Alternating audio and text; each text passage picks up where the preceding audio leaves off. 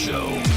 You are now listening to The Hunt Palmer Show on 104.5 ESPN Baton Rouge. Looking down the middle of the day. Live from the Mercedes-Benz of Baton Rouge studios. This is Hunt Palmer.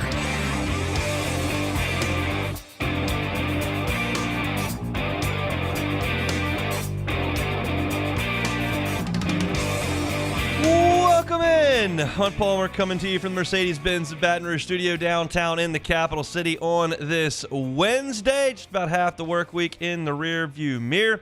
Got Jacob Beck and Cassie Spazzali back there on the ones and twos. Koki Riley coming at you in 15 minutes from Chapel Hill, North Carolina. Koki, of course, covers the Tigers for The Advocate. He's with us every single Wednesday. Already done his traveling, unless you'll have press conference and practice tomorrow.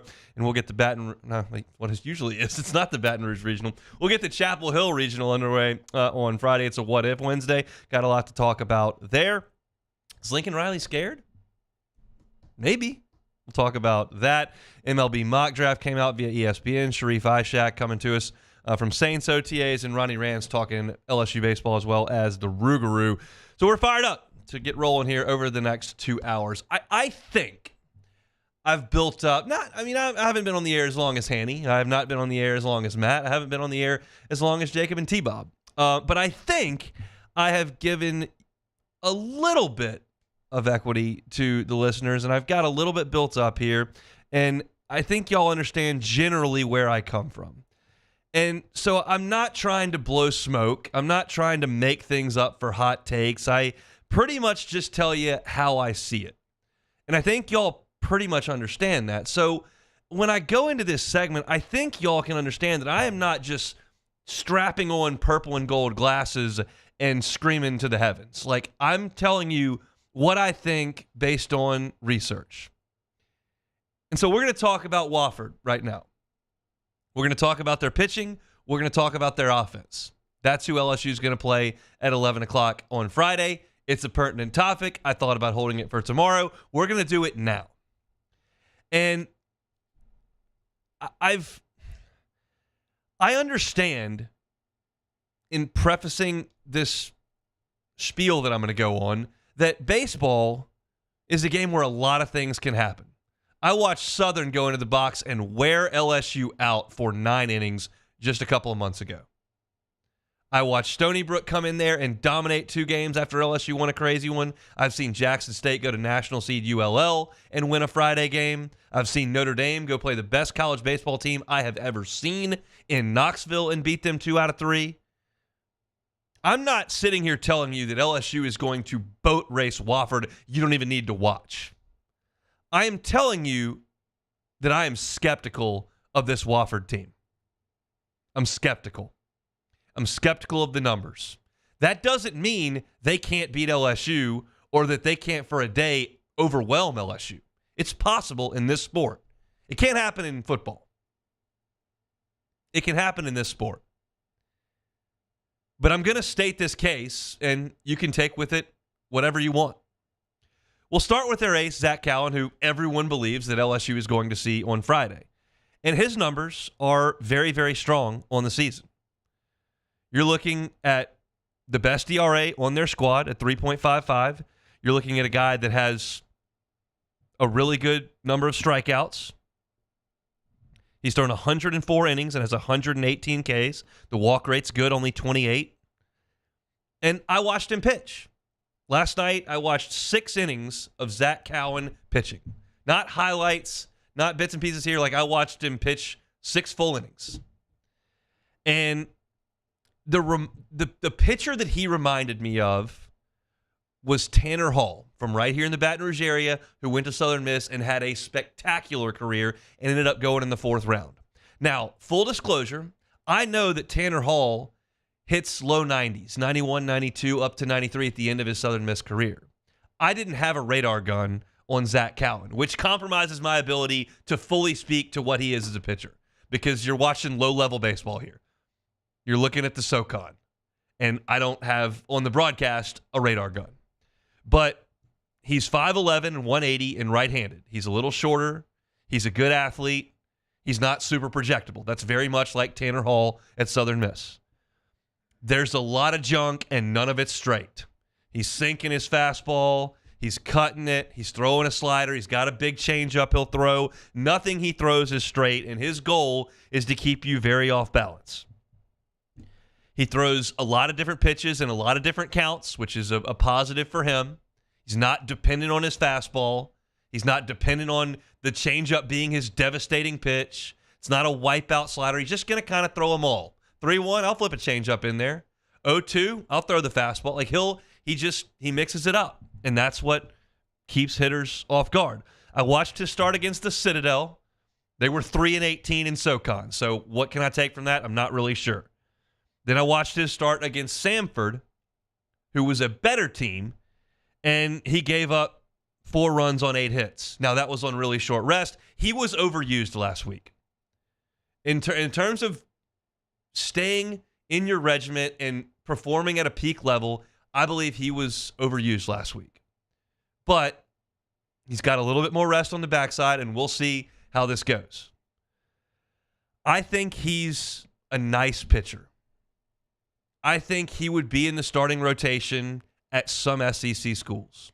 Based on what LSU threw out there in a lot of Game 3s this year, I'm not certain that Zach Cowan couldn't fit in there. Is he an ace in the SEC? I don't think so. He's facing a lot of SoCon teams. He had some really good outings. He had some outings that were not that great. But the thing that he does every time out against that level of competition is get deep into games. He got into the 6th inning in every start since his first one. And I don't expect you on February 17th to get into the 6th. He almost got to the 50 through 4 2/3. But, there are some games that I look at and go, man, that's really quality stuff. Against the Citadel, like I was talking about, who was a bad team this year, 6 2/3, only gave up 1 run, 6 strikeouts, 1 walk. But there were days where he got knocked all over the yard. UNC Greensboro had 12 hits in 6 2/3, scored 7 runs. Samford, back 2 weeks ago, had 10 hits, scored 9 runs. Now, in 10 hits and 9-run outing, he still went 7 1/3. So what does that tell you? He's the guy. He's the guy that they're going to go with. Even if he's getting hit, they're going to keep him out there. I think he's an average arm. If you hear someone say that, wow, Wofford's got an ace, I think he's fine. Now, I thought Gonzaga's guy was fine a couple years ago, and he carved LSU up. It can happen. But this is not a guy I look at and go, uh-oh. He's got 98 in the tank. Like, you better get ready. This is not Ben Hess from Alabama. Yeah, the numbers aren't great, but on a wrong day, look out. He's not projectable. He's not big. He's a good athlete, and he's just going to throw a lot of different pitches and move the ball all over the place. LSU lit Tanner Hall up on short rest a couple years ago in Hattiesburg. Had him out of the game. I don't know if Zach Cowan's coming out of the game, but remains to be seen. Now, here's the other part of this. You hear, man, this Wofford team can really swing it. They can really swing it. And if I look at the statistics, okay, every single starter in their lineup hits over 291. Marshall Toole, 383. Bryce Martinez, 376. Dixon Black, 368. Lucas Manning, 367. You get the point. They are the number 1 batting average and on-base percentage of the teams in this field. All 64 of them, they lead it. Man, they can really swing it. Well, we'll see. Because they didn't really step out of conference and do much. And then they went into the SoCon, and they swung the bat pretty good. But let's take a deeper look at where some of these offensive statistics may come from. They played Lafayette in a 3-game series. Lafayette is the number 244 RPI team.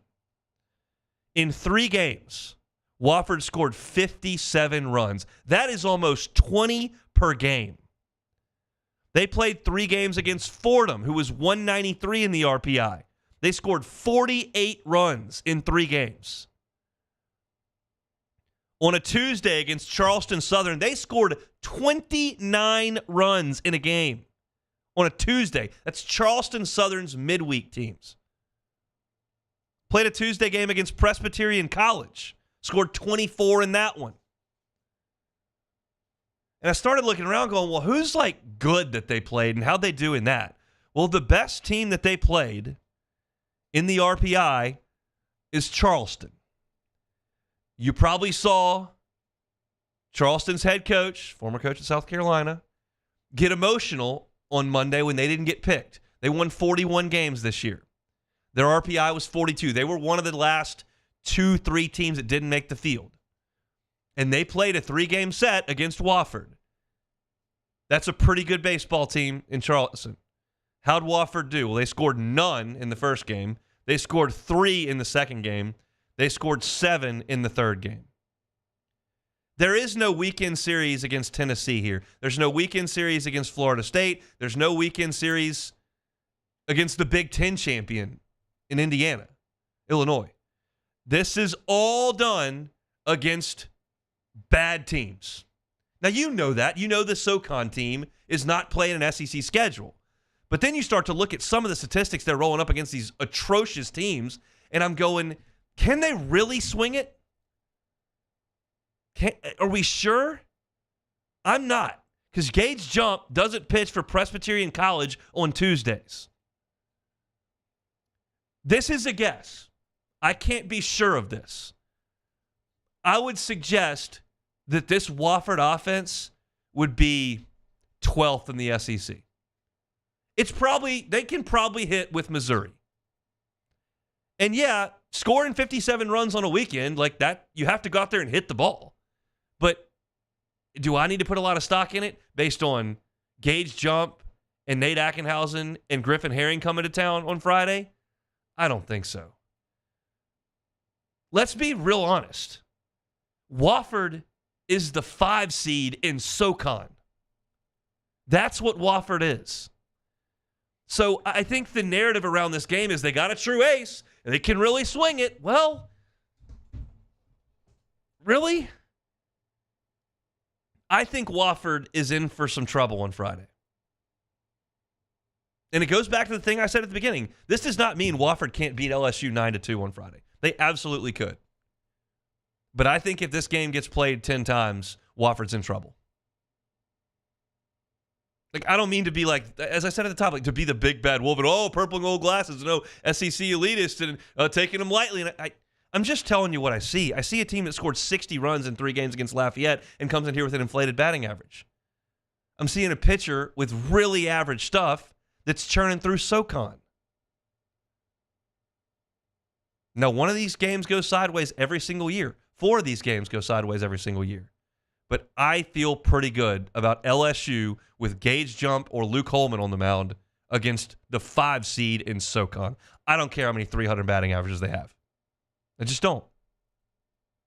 I'll be very disappointed to come back here on Monday and shovel home a ton of crow. Actually, the game will probably end during the second hour of our show on Friday. And I'll sit here and tell you that I'm an idiot.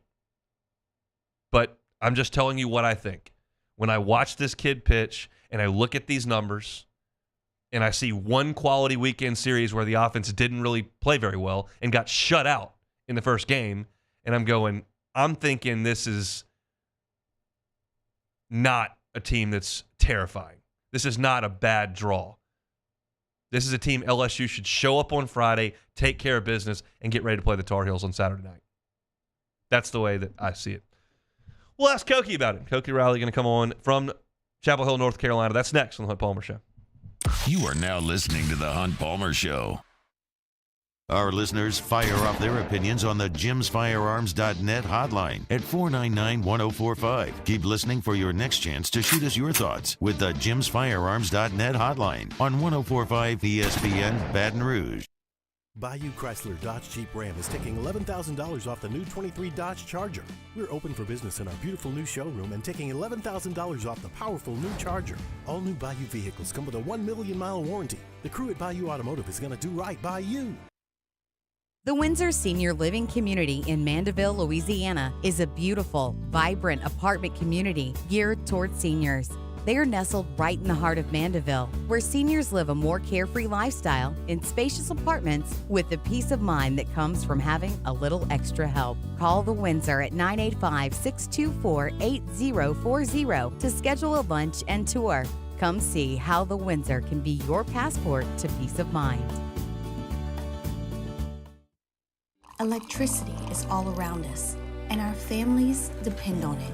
Every day is sparked by the power of a cold drink or a warm meal, a movie night, and a comforting light at the end of a dark hallway. From sunrise to sunset, playtime to bedtime, our team is ready to take care of your electrical needs. Even in the case of an after-hours emergency, the light in your life shines brighter with Mr. Electric.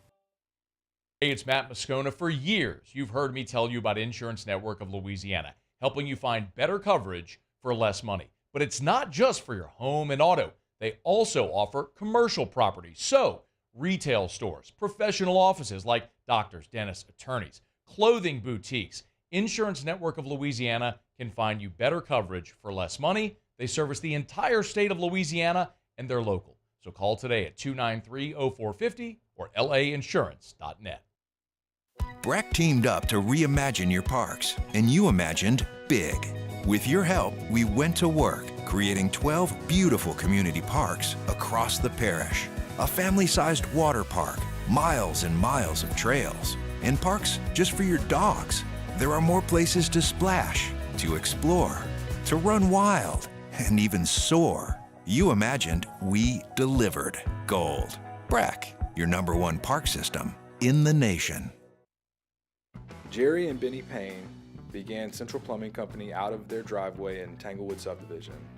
50 years later and 4 generations down the road, we continue to serve Baton Rouge and the surrounding areas for all of their plumbing needs. Residential, commercial, industrial, or hospitality, Central Plumbing is here 24/7, 365. We want to thank our customers, family, and friends for 50 years of success. And looking forward to 50 more. At Relief Windows, we're more than windows. We're windows, doors, hardy plank, and vinyl siding. But our #1 product is always customer satisfaction. Visit us online at reliefwindows.com.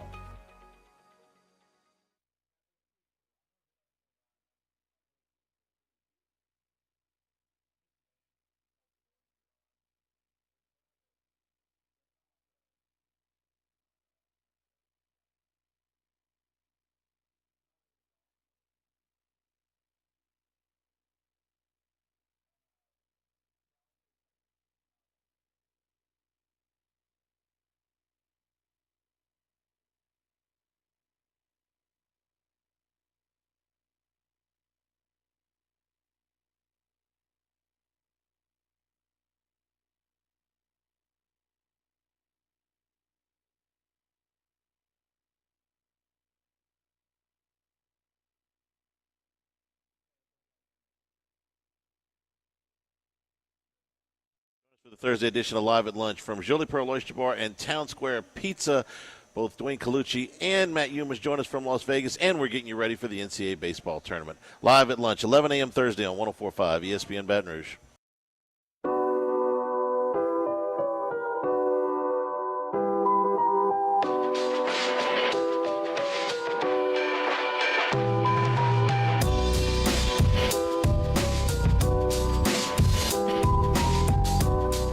You're listening to the Hunt Palmer Show on 104.5 ESPN Baton Rouge. Our baseball breakdowns all season long brought to you by Pluckers Wing Bar. Great place to watch LSU this weekend as they take the field in Chapel Hill. Pluckers, 2 locations, Nicholson just south of campus and Bluebonnet in front of the Mall of Louisiana. Koki Riley covers those LSU Tigers for The Advocate, good enough to join us every single Wednesday and does so from North Carolina. Koki, how are you? Doing pretty well. Just checked into my hotel. How are you? I'm doing quite well. Speaking of hotels, you were in a hotel for a week there in Hoover. Your thoughts, big picture, on LSU's performance in the SEC tournament? Extremely promising, obviously. They played like a team that can make it to Omaha again. And I think it's that simple. And I think there's one big caveat I think we all have to sort of remember, that they didn't really face another team that had its top pitchers available for the game, per se. Like, Kentucky didn't have its top guys. Georgia didn't have its top guys. South Carolina doesn't really have top guys. Yeah.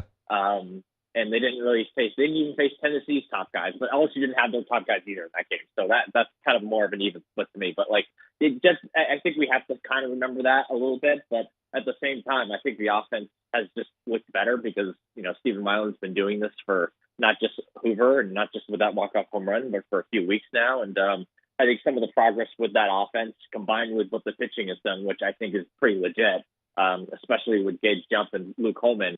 I think when you combine that all together, you're looking at a team that always had the talent to make the Omaha, but has now shown that they can, in fact, do it again, just based on actual performance, actual results. And we've really seen those results over the last month or so.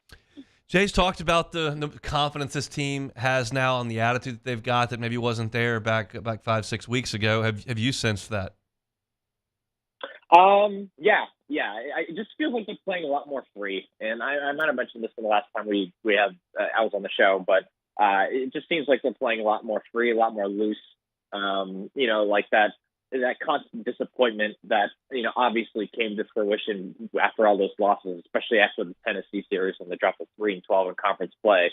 That's all pretty much gone and in the rearview mirror now. Like they seem like a completely different team in terms of body language. So I think that's definitely good news for LSU fans. And it's hard to have bad body language when you're winning this much. Yeah. How big a loss would Christian Little be if they can't put him on the active roster this weekend? I think it would be fairly significant. I don't know if it would be quite as significant as it was, say, 2 weeks ago, because I think there are a couple of guys that have thrown a little bit better as of late, or at least shown they can throw a little bit better. I think Justin Lohr's had 3 of the last 4 appearances have been pretty good. Just kind of go down the line, right? Like there were definitely some poor performances out of the bullpen when they had those Johnny Holstaff games against South Carolina. But when they needed to get zeros, they got zeros when they had to get zeros. So I think that was a pretty good sign. And really pick your guy, and that person probably had at least one good performance over this past week. And like Kate Anderson had 2 pretty big innings. They still have Griffin Herring and Nate Ackenhausen and Gavin Guidry. So I'm not overly worried about the state of their bullpen if they don't have Christian Little. Obviously, it would help if they had him. It's just another option. He's a very good pitcher. He's been very good lately. And even though, again, he wasn't perfect against South Carolina either. So I'm just sort of looking at this team as, you don't have – you're losing one very reliable guy, but you have a bunch of other, I guess, potentially reliable guys because I think all those guys pitched better, or most of those guys at least shown that they pitched better in Hoover than they have for most of the regular season. One of the guys you didn't mention there was Thatcher Hurd, and I think we've all kind of put to bed the 3 performances that we saw in the postseason last year. Him coming in there for 18 outs, I don't think is in anybody's view. But what about for 3 outs? What about for 4 or 5 outs? I think the team thinks he can do it for sure. I think Tommy White, Alex Milazzo, and Jay Johnson made a point of mentioning him in terms of, bullpen guys that could potentially step up, especially if Christian Little was out for the regional. I think that's definitely going to be a storyline to watch out for, because he had an inning or 2 there. I think, the majority of his innings he had in Hoover were really good, really impressive. Like when he's locating that fastball, man, he is tough to hit because that curveball and that slider is disgusting. And when he's not locating, and it's not just throwing balls, it's not just walking guys, it's, leaving pitches over the plate to get hit. If he's not locating that fastball, it makes life very tough for him. And you saw that in the first 2 innings in that South Carolina start, and then it sort of fell apart in the third. And then the first inning he had in relief again against Tennessee, and then he was really good. In that second inning, he gave up a run. So that's just kind of been the Thatcher Hurd experience, right, for pretty much his entire LSU tenure. And let's see, if he can take another step forward in this regional, because my guess is he's going to pitch at some point, just because this team has a lot of confidence in him. Okay, Riley is our guest, LSU beat reporter for the Advocate. He is up in Chapel Hill, North Carolina. LSU and Wofford coming up on Friday afternoon, 11 o'clock Central Time, noon up there in North Carolina. What'd you think when you saw the draw? Surprised, honestly. I didn't think they'd get North Carolina, and I thought if they're going to go North Carolina, it'd probably be North Carolina State or something like that. I just figured that North Carolina being a top 5-ish team in the country wouldn't get that tough of a draw in LSU, and then they did. So I thought, NC State or Oklahoma State maybe they'd go out west of the UC Santa Barbara, but I just didn't think it would be UNC in particular. And it's going to be very fascinating to see how this matches, how how they match up against not just UNC but also Wofford. Wofford is a really good offensive team, and they can't just poo-poo that game. It's a top 50 team in the RPI. It's a team that scores a lot of runs. That's the team that plays a very aggressive style of offense, and I wouldn't be as worried about it for LSU if you didn't have to face their number one pitcher and Zach Cowan, who has had a very good year for them. Like sub 3.5 ERA. He threw 13 innings last week to win the SoCon tournament. He threw twice in the same tournament. He threw on 3/8 rest the second time. So the guy kind of has a rubber arm. It seems like he threw over 100 pitches in that second start, I believe. So he's going to be dangerous, and they gotta hit their way. They gotta hit to get him out of the game. They're going to leave him in even if he's at 100 pitches in the ninth inning. So that's something you got to remember. And if LSU hits Cowan and Gage Jump, it proves that he's just more talented and than any of these Wofford hitters, which may very well be the case. Like I know nationally they're second in runs per game, they're third in batting average, third in on-base percentage. That's very impressive, almost no matter what level of competition you play at. But at the same time, like Gage Jump's simply more talented than anyone they faced this year, so that's going to be a massive challenge for them. But if they're up for that challenge, then it's not an automatic win by any means.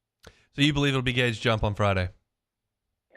Yeah, I can't see why not. I mean, maybe based on the matchups, they would flip over to Luke Holman, but I don't really I don't know. I feel like what they've had has been working, and I think getting Holman ready for UNC probably almost certainly. No offense to Long Island, but I think it would probably be something like that, because I think they should pitch they're going to pitch one of their top two guys in that game. Like it would shock me if they didn't, because this game, not only is that game so important, and and Wofford's no joke. Like they pitched Paul Skeens against Tulane last year, and that was kind of the ultimate test for this. And Jay Johnson showed that he's still going to pitch his top guy for that first game. So I think that fact alone is why I think it's going to be one of those top two guys. Do you like their chances this weekend? Yeah. Just overall? Yeah. I mean? It's really tough, because I really think North Carolina is one of the best offenses they'll face all year. And Parks Harbor is one of the better power hitting first basemen in the country. They have one of the best outfields in the country. They're really good defensively. Vance Honeycutt is as talented as almost any other player in the country. He's a 20 homer, 20 steals kind of guy. You don't really see that in college baseball. So he is, that team is no joke. And they have two pretty good starters and a couple options out of the bullpen that are nothing to sneeze at either. I think LSU has the more talented pitching staff. You can see that in the strikeout rates. You can see that in some of the more advanced metrics like FIP. But at the same time, this is going to be very, very difficult for them. I think if I had to pick a team, it would be North Carolina to win the regional, just because they just proven it the whole year. They're really well rounded. There's not a lot of bowls to pick at with that club, and they're at home. But if LSU won the regional, it wouldn't shock me at all. Like, these are two teams that are definitely talented enough to make the Omaha.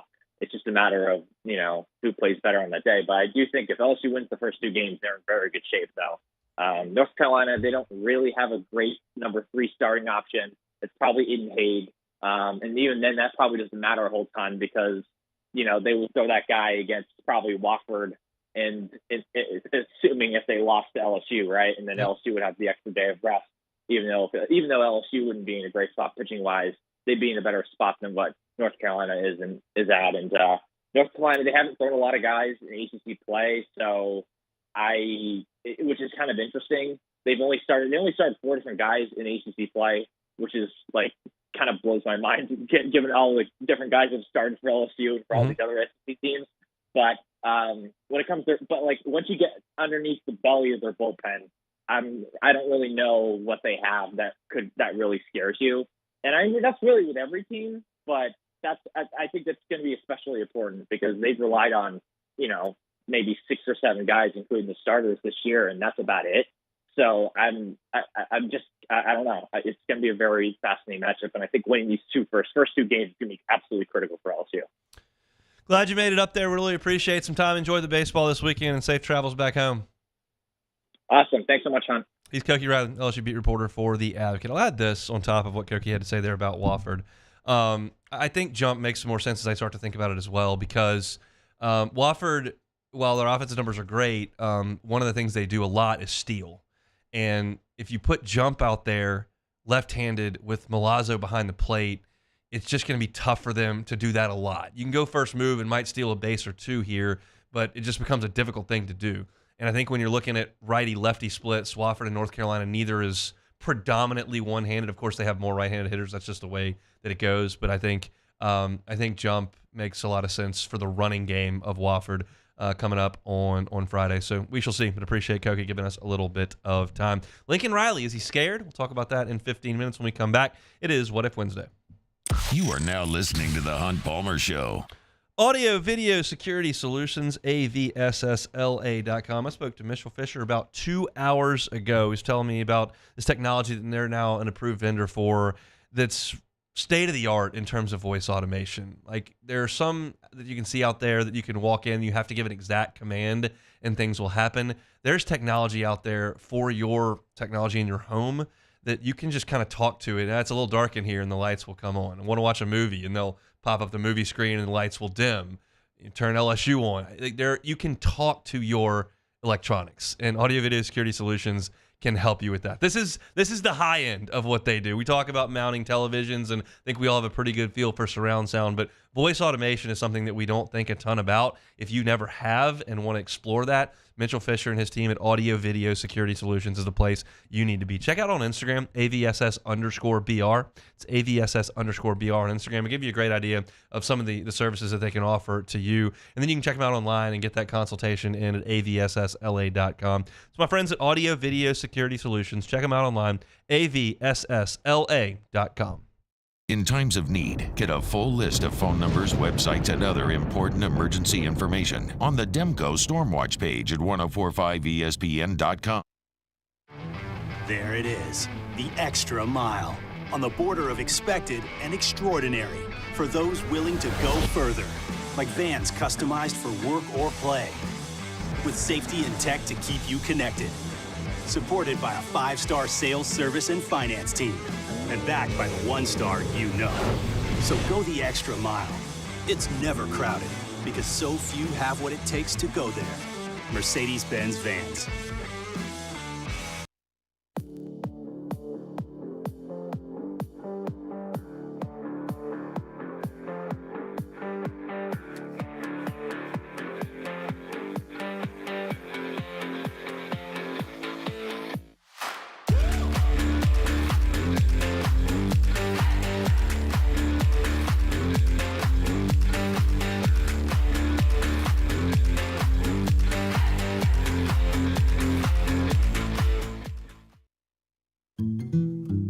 Power up your next project with John Deere Deals by Sunshine. Whether you're working hard or playing hard, our knowledgeable team will help you find the right product for you. Ask us about our amazing tractor package promotions. Learn more about what it means to be powered by Sunshine at sunequip.com.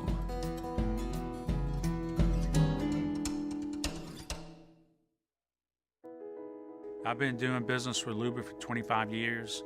They're dependable, trustworthy. It's just the attention to detail with our clients. Our folks have years and years of experience. They're highly trained professionals, but many companies have that asset. What I'd like to think makes Luba a bit different is that we use those talents in a way that truly is dedicated to serving the needs of the folks who depend on us. When it comes to ending cancer, we push forward, always working together for you. That's why our cancer experts at Ochsner have clinically integrated with MD Anderson Cancer Center. This means advanced cancer care, including access to life-saving clinical trials and integrating care to treat the whole you. Introducing Ochsner MD Anderson Cancer Center. Long live you. Electricity is all around us, and our families depend on it. Every day is sparked by the power of a cold drink or a warm meal, a movie night, and a comforting light at the end of a dark hallway. From sunrise to sunset, playtime to bedtime, our team is ready to take care of your electrical needs, even in the case of an after-hours emergency. Moscona inviting you to join us for Wednesday's Hump Day AFR, presented by Pluckers. We'll roll up our sleeves and go deep dive into the Chapel Hill Regional, looking at North Carolina, Long Island, and Wofford. Join us 3 to 6, 104.5 ESPN Baton Rouge.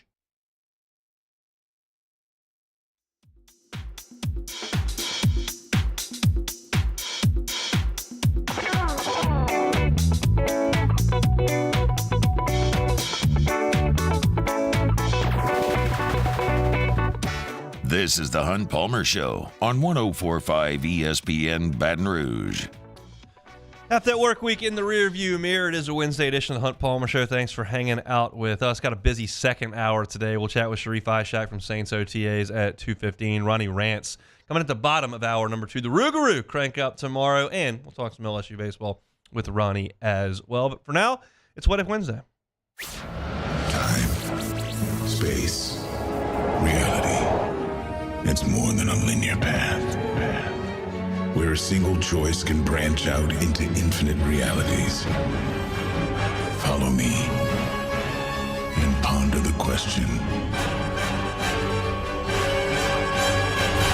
what if?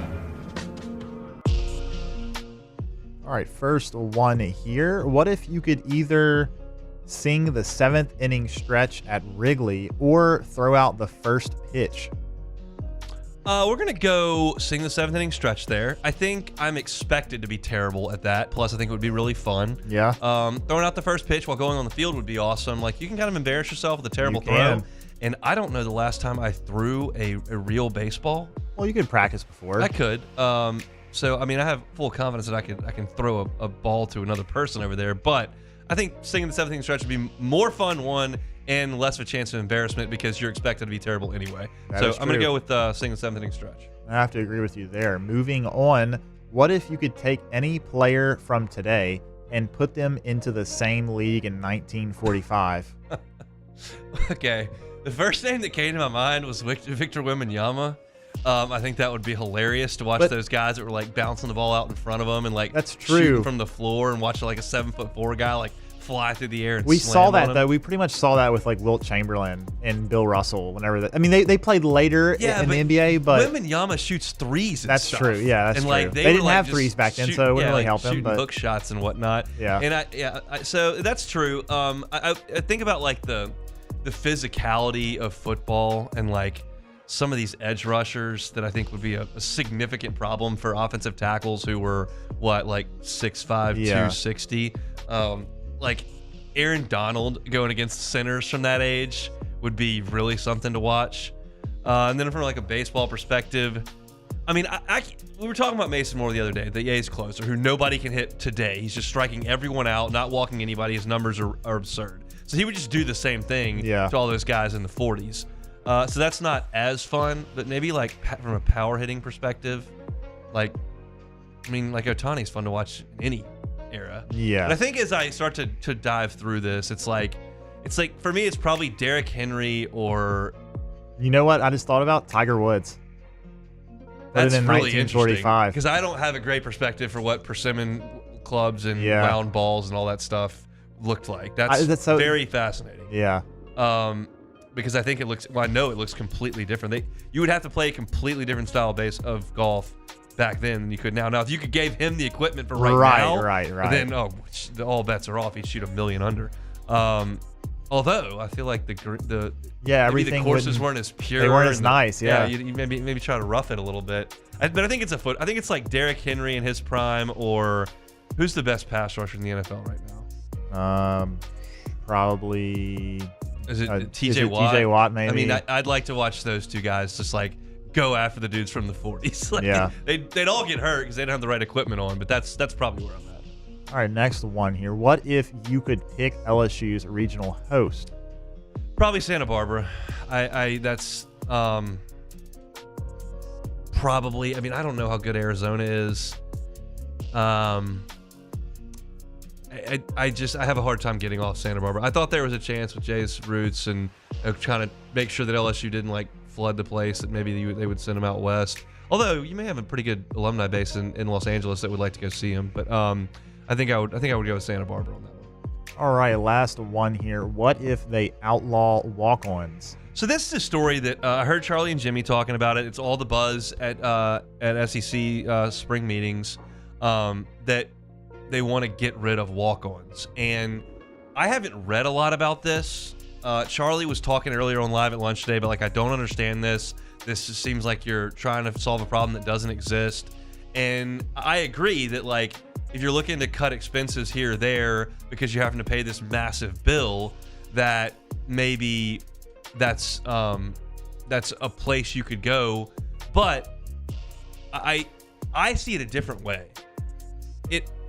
Just hearing this news, and I don't know if this is the case or not, hearing this being proposed sounds to me like they don't want Kirby Smart signing his 28-man class at Georgia, but you'd have like the top 10 of them are not on scholarship because we're just going to NIL those guys. So then I can go put more on scholarship. Like, it's just a way to add more good players because you are not tied up your best players in that 85 scholarships. Yes. You all of a sudden have 105 scholarships because there are no walk-ons, like unless you outlaw the walk-ons. Right. So like the way this, the example I gave, and this was not inside sources, this actually came out in 2013.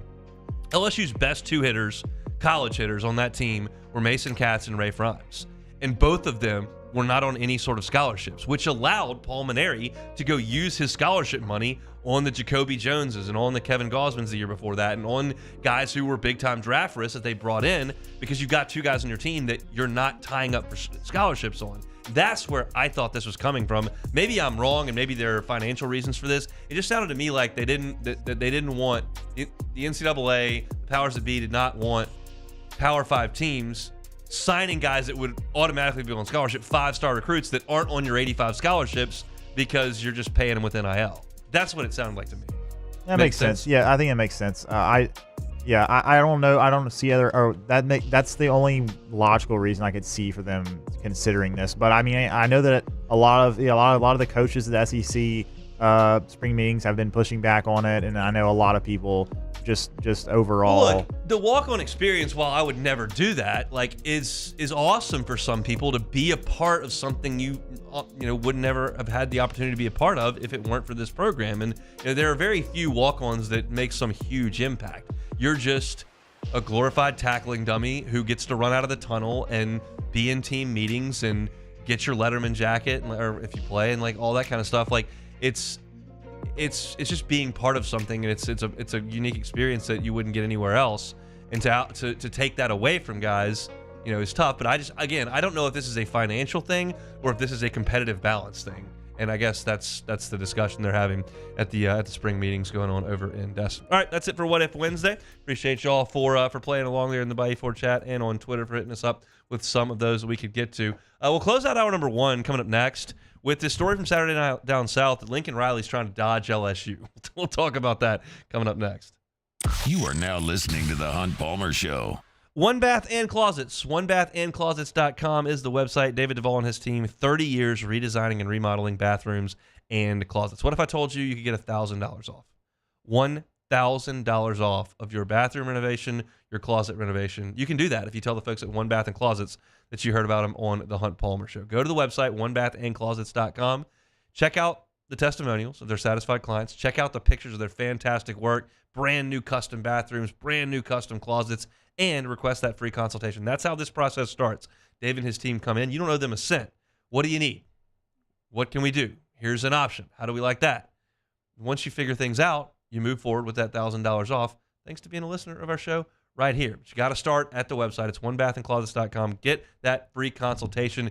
Get in the bathroom of your dreams. Get the closet of your dreams. It's a full-scale renovation or remodel, or just a tub-to-shower conversion or something on the smaller end.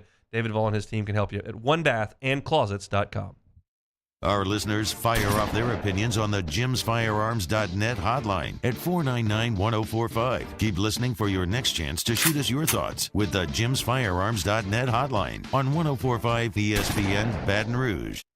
Bayou Ford has the new inventory to get you in a new Ford truck or SUV today, or customize your next vehicle just the way you want it. All new Bayou Ford vehicles come with a 1 million mile powertrain warranty. The crew at Bayou Ford is going to do right by you. Jerry and Benny Payne began Central Plumbing Company out of their driveway in Tanglewood subdivision. 50 years later and 4 generations down the road, we continue to serve Baton Rouge and the surrounding areas for all of their plumbing needs.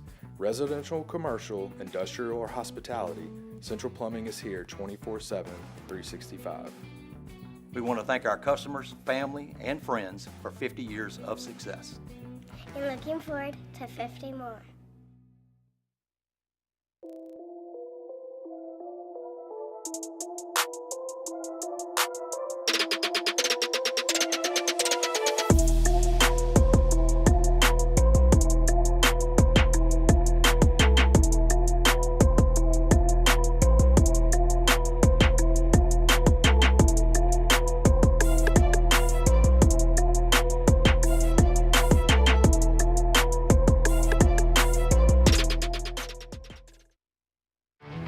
There it is, the extra mile, on the border of expected and extraordinary, for those willing to go further, like vans customized for work or play, with safety and tech to keep you connected, supported by a 5-star sales, service, and finance team, and backed by the 1-star you know.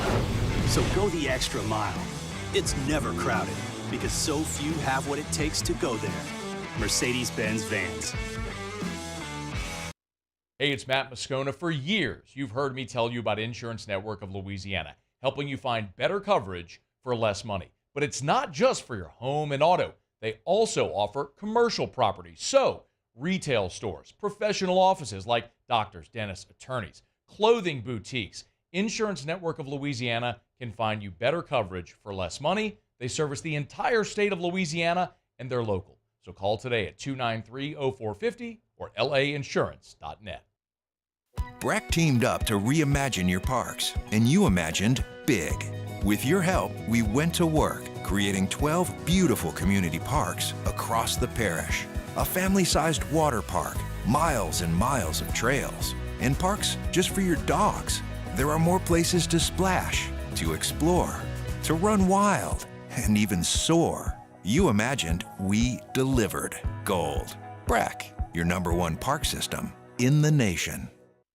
Bayou Chrysler Dodge Jeep Ram is taking $11,000 off the new 23 Dodge Charger. We're open for business in our beautiful new showroom and taking $11,000 off the powerful new Charger. For the Thursday edition of Live at Lunch from Jolie Pearl Oyster Bar and Town Square Pizza.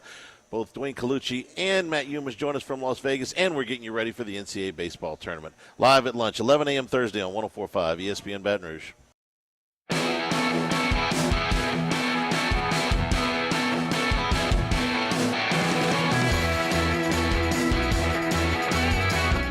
You're listening to the Hunt Palmer Show on 104.5 ESPN Baton Rouge. So if you were reading the internet today, Saturday Down South, Matt Hayes, with the report from SEC spring meetings that the biggest game of the opening weekend in college football almost never happened. And that's because, reportedly, Lincoln Riley and Southern California have been attempting to get out of this game with LSU in Las Vegas for 2 years. Reportedly, they leaned on Fox to help them get out of it because now USC is in the Big Ten, and that's Fox's crown jewel. And, well, we don't really want you to play in your first game on ABC if you're now in Fox's conference. And then you've got Lincoln Riley using his agent, who's a mutual agent of Brian Kelly, try to further that. Wasn't happening. LSU wasn't going to budge, and Lincoln Riley wanted out. Now, the masses are going to immediately run to this and say, oh, Lincoln Riley wanted to get away from Oklahoma because they were going to the SEC, wanted the easy schedule out in the Pac-12. He's running from competition. Now he's in the Pac-12. Well, that dissolved. Now he's got to go in the Big Ten. There's some good teams there. He's got LSU. He's running from competition left and right. And that's the easy narrative to just run to and run up the score on Lincoln Riley, as a lot of teams do offensively. And that's fine. I don't know. I don't know why Lincoln Riley took the USC job. It's a pretty good job. It's in Los Angeles. It's got incredible tradition, a rich recruiting base. You've got a lot of money out there. They offered him a ridiculous contract full of money and homes and cars and jet access. And, maybe it wasn't to get out of the SEC. Maybe it was he just thought that'd be a really nice gig to have. Maybe he's trying to get out of the SEC. I don't know. And I don't know exactly why he's trying to get out of this game. But this one sounds a little bit more like, I don't really want to play that because we might lose.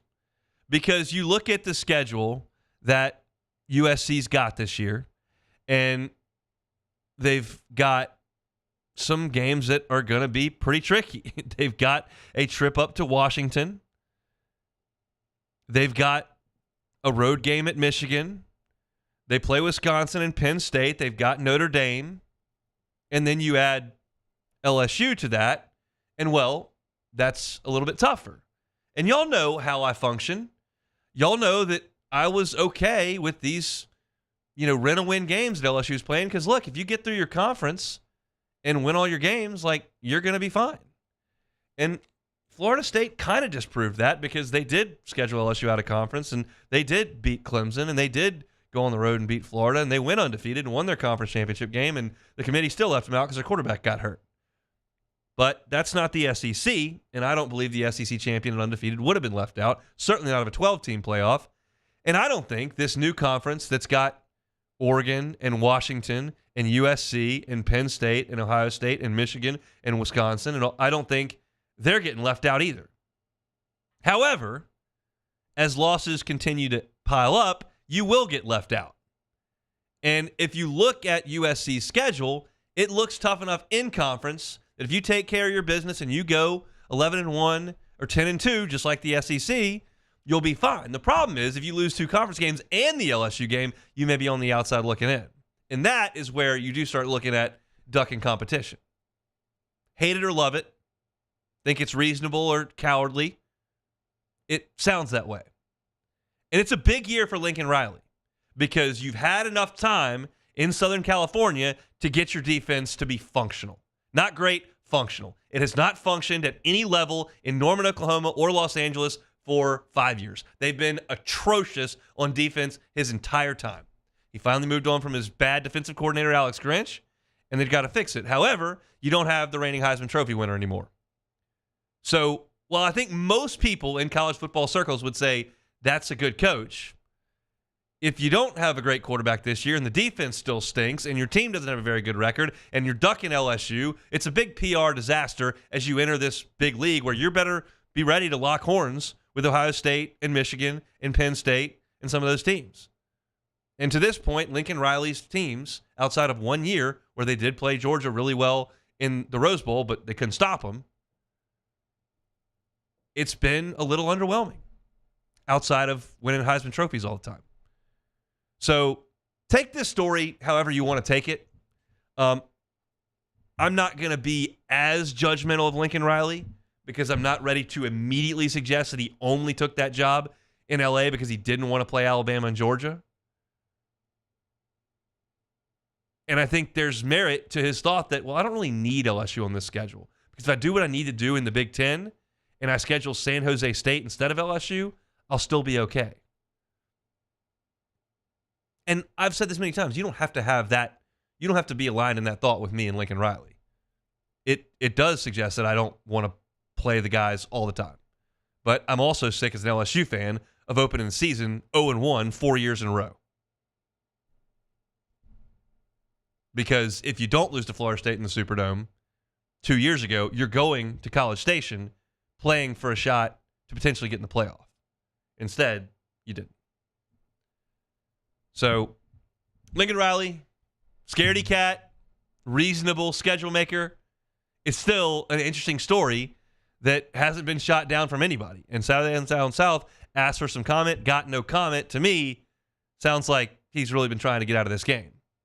I don't really care if he's trying to get out of it or not. I just want LSU to go up to Las Vegas and put together a really good game for the opener and start 1-0 for the first time in half a decade. That's the goal at this point. If you're looking for LSU football content, you can find it all year long at Hunt on LSU on YouTube. That's hour number 1 in the books on this Wednesday. A lot of baseball talk at the front end of the hour, a little What If Wednesday, and some LSU football talk. We got a lot to get to in hour number 2 as well. MLB Draft. Where's Tommy White? What about players in LSU's regional? Sharie A-Shack talking OTAs coming up in 15 minutes. And Ronnie Rants talking a little bit of baseball at the bottom of hour number 2. So don't go anywhere. We're going to pause for SportsCenter, step aside briefly, and we'll be back with the second hour of the Wednesday edition of the Hunt Palmer Show.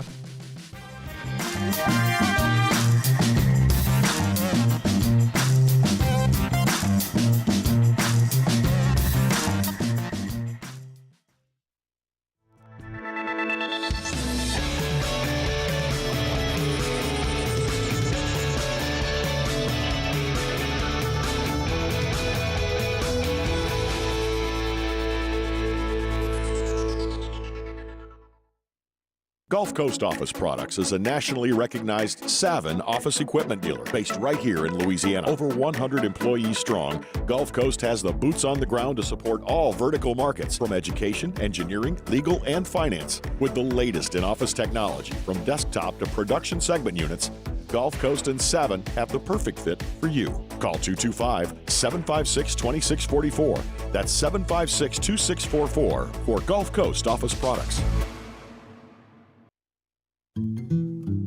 Power up your next project with John Deere Deals by Sunshine. Whether you're working hard or playing hard, our knowledgeable team will help you find the right product for you. Ask us about our amazing tractor package promotions. Learn more about what it means to be powered by Sunshine at sunequip.com.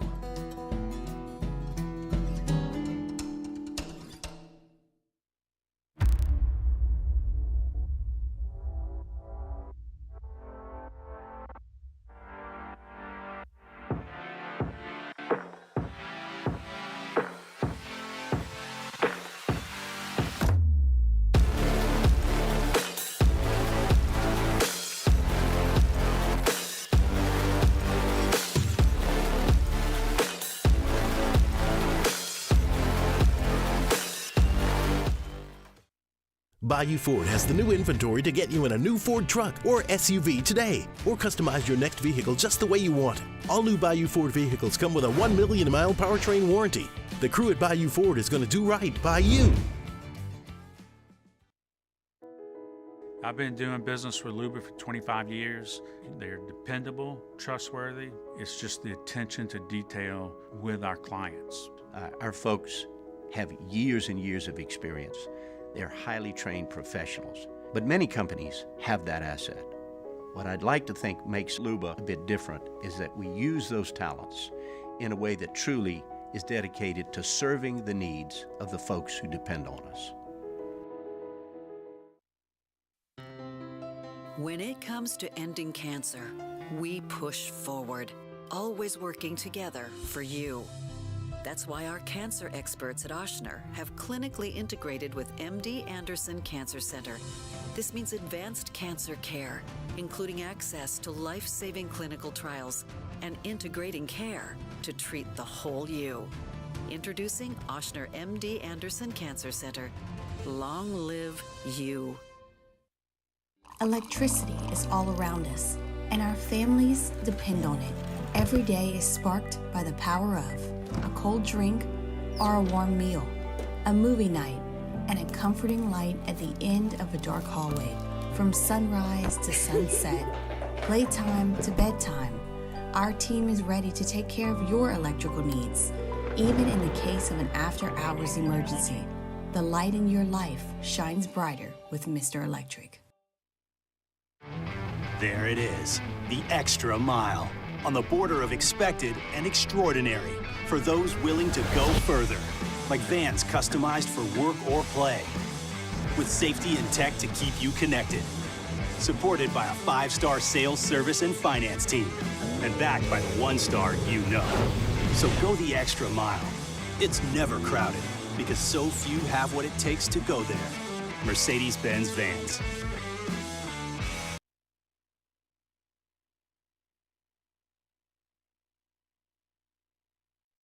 This is SportsCenter. I'm Christine Lisi. Charges have been dropped against world number 1 golfer Scottie Scheffler. The Jefferson County Attorney's Office in Louisville, Kentucky, said they reviewed the case and found evidence corroborated Scheffler's account that the traffic incident outside Valhalla Golf Club earlier this month was a big misunderstanding. Clippers coach Ty Lewis signed a new deal through the 2028-2029 season, makes him one of the NBA's highest paid coaches at about $14 million a year, reports ESPN's Adrian Wojnarowski. USC freshman Bronny James will stay in June's NBA draft, forego his remaining college eligibility. The 19-year-old son of LeBron James has had a strong pre-draft process, notes ESPN NBA draft analyst Jonathan Givony. His stock has improved. He's moved firmly into the second round. And I think that he's going to continue to help himself here in this process. Several players ranked ahead of him are expected to withdraw from the draft. And so he could be looking at, the early to mid-second round when it's all said and done. Jonathan Givony. The Oilers, down 2-1, host the Stars in Game 4 of the NHL's Western Conference Final tonight. Feeling great starts with a great shave, and great shaves start with Barbasol Shaving Cream. That's Barbasol Shaving Cream, an American classic for over 100 years. Close Shave America. Close Shave Barbasol.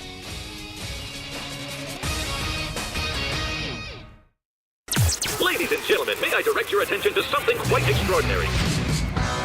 Now, the Hunt Palmer Show.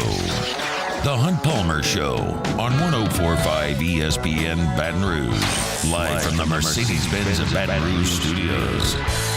This is Hunt Palmer.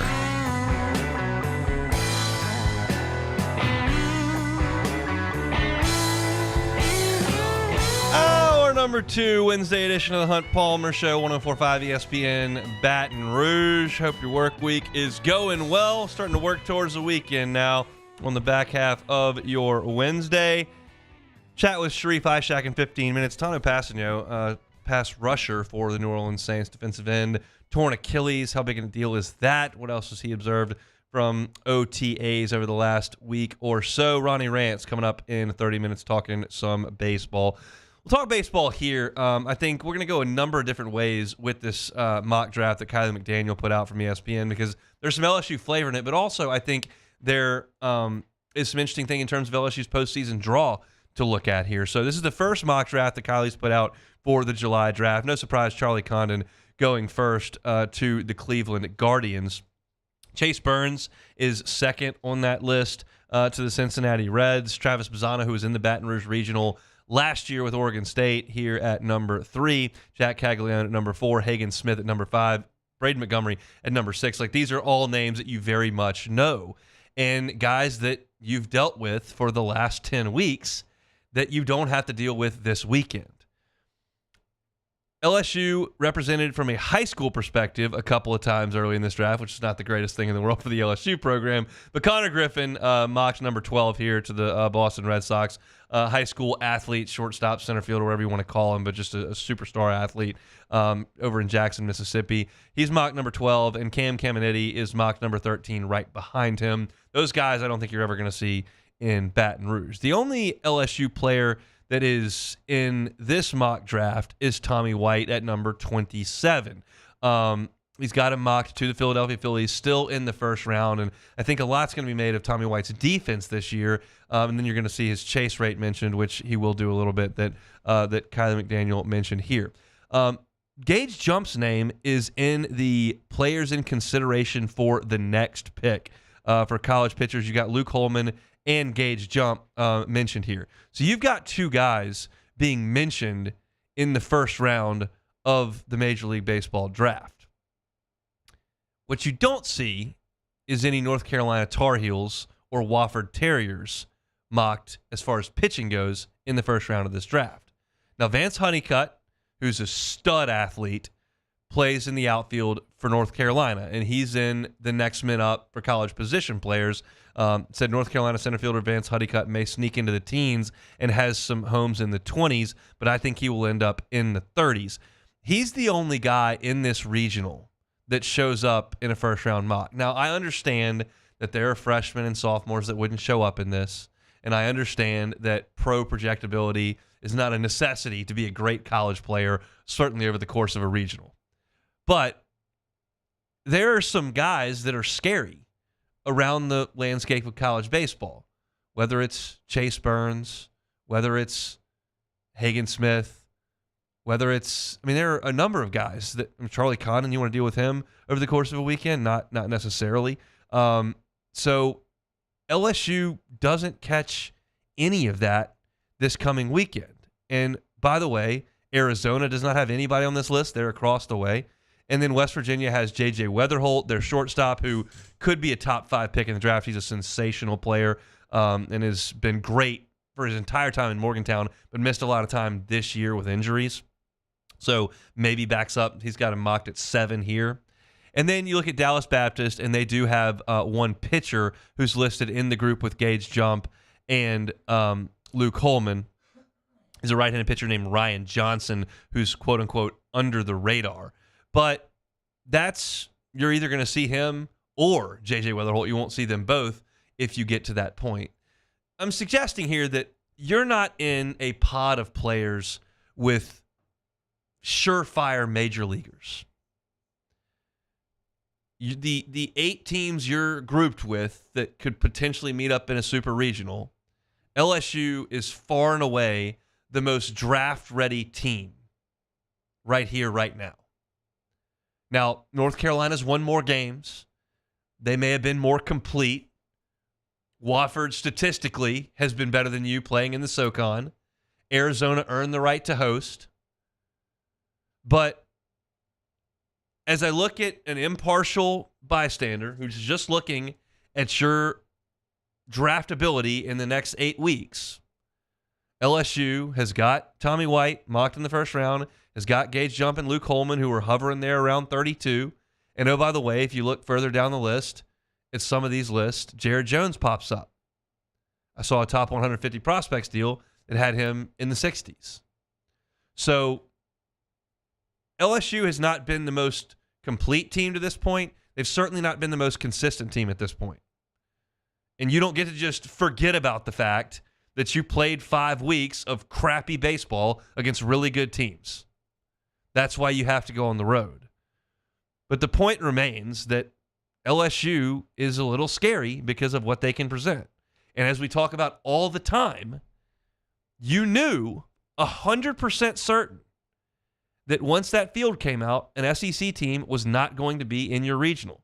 And again, I'll run through that top 8. Charlie Condon 1. Chase Burns, former SEC, at 2. Jack Caglione at 4. Hagen Smith at 5. Braden Montgomery at 6. Those are some dudes that you don't have to deal with. Trey Savage is going to be a first-round pick at East Carolina. He's not in your pod. You go down to Christian Moore, whose name pops up. Florida State's got 2 names in here. Remember Brody Brecht last year from Iowa? He faced that LSU lineup, and other than Dylan Cruz, those were some real uncomfortable at-bats. Could have been paired with them. You're not. I'm not trying to diminish what North Carolina's done this year. I'm just suggesting from a high-end, top-end talent perspective, this is what someone says when looking at this class. And as I look down the list at Jerangelo Sainja from Mississippi State, Billy Amick from Tennessee, Dakota Jordan from Mississippi State, these are all first-round picks. You understand what the power of the Southeastern Conference has become. And I don't know if David DeLucci's right and they're going to get 6 teams in Omaha. I don't know if Chris Burke's right and they're going to get 4 teams in Omaha like last year, which was the most ever. I don't know if you're going to have another situation like LSU Florida 2 times in the last 6 years, like Vanderbilt Mississippi State 3 years ago, where 2 teams play for the national championship. What I'm telling you is the best players in America play in the SEC. And you don't have to see them this week, and you can't see them next week either. Braden Montgomery didn't start in the SEC. Tommy White didn't start in the SEC. They're here now. Billy Amick came from Clemson to the SEC. I mean, this is not like a one-off situation. This is still Jacob Berry. This is still Paul Skeens. Guys that did not start their career in the SEC that found their way there because that's where the best ball is being played. I'm not telling you anything you don't know. You know the league's the best. And we'll get a really good taste of just how good North Carolina is this weekend. But I'll be real high strung on Friday. Just to be quite honest, I can't turn that off. I'm going to be all keyed up on Friday. But as I sit here on Wednesday and try to go, okay, what does this regional really look like from an objective perspective? As objective as I can be. Kylie can be pretty objective. He doesn't care about LSU. The dudes play in the SEC. LSU's been playing the dudes for 11 weeks. The dudes are not going to be in the other dugout on Friday at noon Eastern. They're not. They're going to be in LSU's dugout. And you know one of those guys is going to pitch, and you're damn sure Tommy White's going to be sitting there in the 2-hole. So, Wofford, lace him up. Let's go play. I'll preview a lot of North Carolina coming up on tomorrow's show. What do you got back? It's also worth noting that Catholic High pitcher William Schmidt is listed in the high school pitchers section as a guy who might not go in the top 30, but would get a top 30 bonus most likely. So that is a little bit of a better result, I guess you would expect, as opposed to him being named in the top 30. So maybe there's a chance. We'll see. No, I believe there is a chance. I believe it's shrinking. Yeah, he just every case is different. Bregman broke his finger. Cruz struck out a lot and had COVID, the COVID situation. And then he had a high number too. Yeah. And so, you never know why guys end up making the decision that they do. But there is a history, obviously, of Catholic high pitchers going to LSU, so maybe that helps. I do know that his family really likes LSU. Yeah. Now, do they like LSU more than that many dollars? We'll see. We'll see how many dollars that is. But yeah, it's I'm fascinated by this kind of stuff, and we'll certainly spend a lot of time in July talking about the draft and talking about how things could shake out. But this is just kind of a snapshot of like, okay, where are the best players in the country playing this week? And they're not generally playing in the other dugout from LSU. So, all right, that's a baseball breakdown brought to you by Pluckers. When we come back, Sharie A-Shack, Saints OTAs on and cracking. We talked, he was out there yesterday. We'll talk to him about it coming up next. You are now listening to The Hunt Palmer Show. Visit us at LeBear's Baton Rouge Casino this spring and summer for all the hoops and hockey playoff action. We got the biggest screens. That's good. We got the best food and drink. That's also a plus. And they're giving away PIN cash bonuses and prizes to PIN Play Rewards members. Biggest screens, best food and drink, giving away cash. I can get down with this. If you're not a member, join today by downloading and registering for the PIN Play app from the App Store. Unlock all the fun, including a chance to win up to $2,000 in PIN cash. All this and more. Make LeBear's Baton Rouge Casino your spring sports viewing headquarters. Must be 21 or older. Gambling problem? Call 1-800-522-4700. In times of need, get a full list of phone numbers, websites, and other important emergency information on the Demco Stormwatch page at 1045ESPN.com. There it is, the extra mile, on the border of expected and extraordinary for those willing to go further, like vans customized for work or play, with safety and tech to keep you connected. Supported by a 5-star sales, service, and finance team, and backed by the 1-star you know. So go the extra mile. It's never crowded, because so few have what it takes to go there. Mercedes-Benz Vans.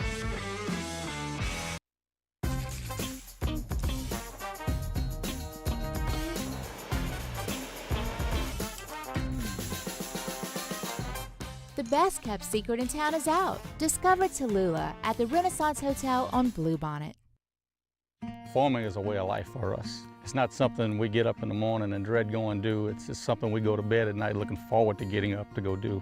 John Deere equipment is what we, as farmers, strive to have. It's in your blood, it's in your veins. It's just a part of who you are. Green is what we want to be in. The other tractors were acquired to patch it up to get to where you want to be. Where we want to be is in John Deere. Flip the switch and learn more about what it means to be powered by sunshine at sunequip.com. The Windsor Senior Living Community in Mandeville, Louisiana is a beautiful, vibrant apartment community geared toward seniors. They are nestled right in the heart of Mandeville, where seniors live a more carefree lifestyle in spacious apartments with the peace of mind that comes from having a little extra help. Call the Windsor at 985-624-8040 to schedule a lunch and tour. Come see how the Windsor can be your passport to peace of mind. Hey, it's Matt Moscona. For years, you've heard me tell you about Insurance Network of Louisiana, helping you find better coverage for less money. But it's not just for your home and auto. They also offer commercial property. So, retail stores, professional offices like doctors, dentists, attorneys, clothing boutiques. Insurance Network of Louisiana can find you better coverage for less money. They service the entire state of Louisiana, and they're local. So call today at 293-0450 or lainsurance.net. Breck teamed up to reimagine your parks, and you imagined big. With your help, we went to work, creating 12 beautiful community parks across the parish. A family-sized water park, miles and miles of trails, and parks just for your dogs. There are more places to splash, to explore, to run wild, and even soar. You imagined, we delivered. Gold. Breck, your #1 park system in the nation.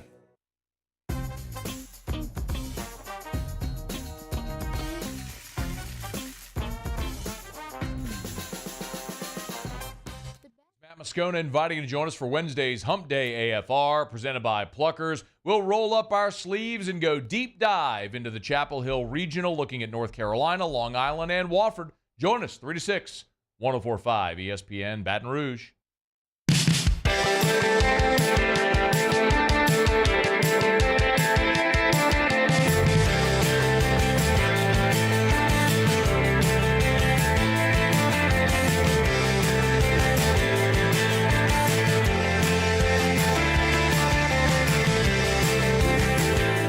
This is the Hunt Palmer Show on 104.5 ESPN Baton Rouge. Ruger Ronnie Rants coming up at the bottom of the hour, about 15 minutes. We'll talk some Tiger baseball with him. Done a lot of that today, and we'll also touch on his Baton Rouge Rougarou as well. But for now, we're going to talk black and gold. Sharie A-Shack, WDSU down in New Orleans, Saints OTAs ongoing. He's been there covering them and joins us now on the Jim's Firearms Hotline. Sharie, how are you? Good.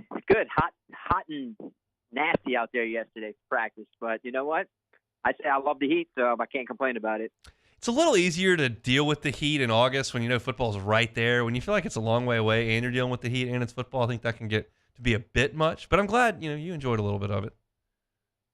Yeah, it doesn't last that long though. It just feels like you're out. Yesterday we had some good cloud cover, even though it was a little sticky and humid. But look, it's football. I'll sit out there and watch football all day. I don't care how hot or how cold it is. Just it just feels different whenever it's during football season.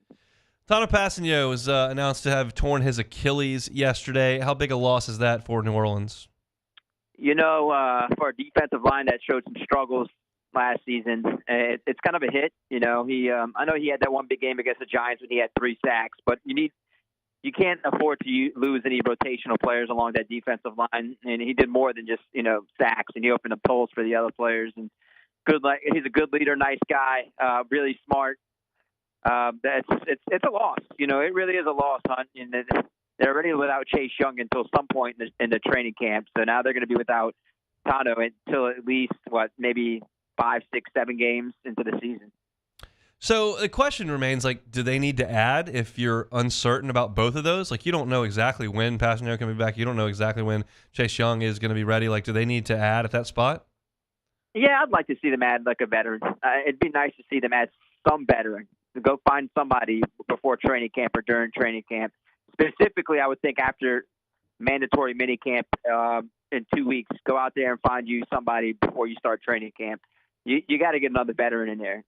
He's going to miss at least the first 4 to 6 weeks. So, yeah, you definitely need to make some additions there.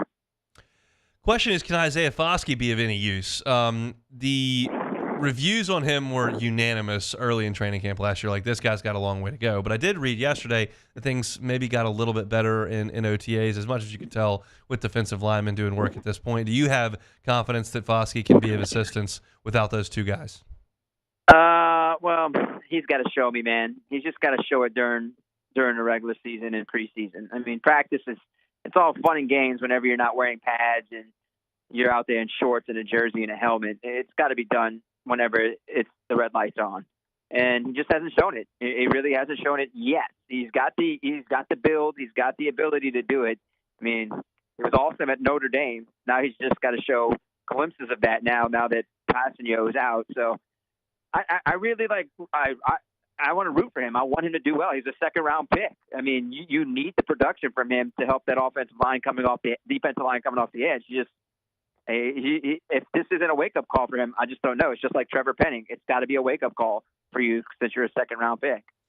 Let's keep talking about, I should say, the defensive front. Bryan Bresee, I thought had a nice first year in black and gold. What have you seen from him? It's funny when you ask about the defensive line because they work so far away from our eyes at the Saints facility, but you get to watch a little bit of them whenever they do like team drills. And like I said, it's so hard to do to really explain how good they can be or how bad things are going because of how not in pads. But I like him. I like what he's done.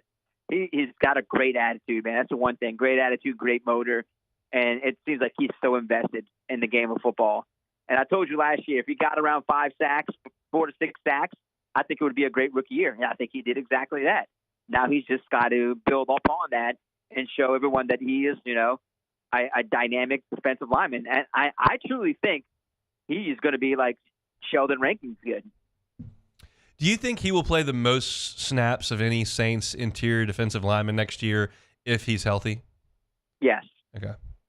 Without a doubt, I think Bryan Bresee will play more snaps, and I think he might play more snaps than anyone on the entire defensive line. If you're going to really ask me that question, okay.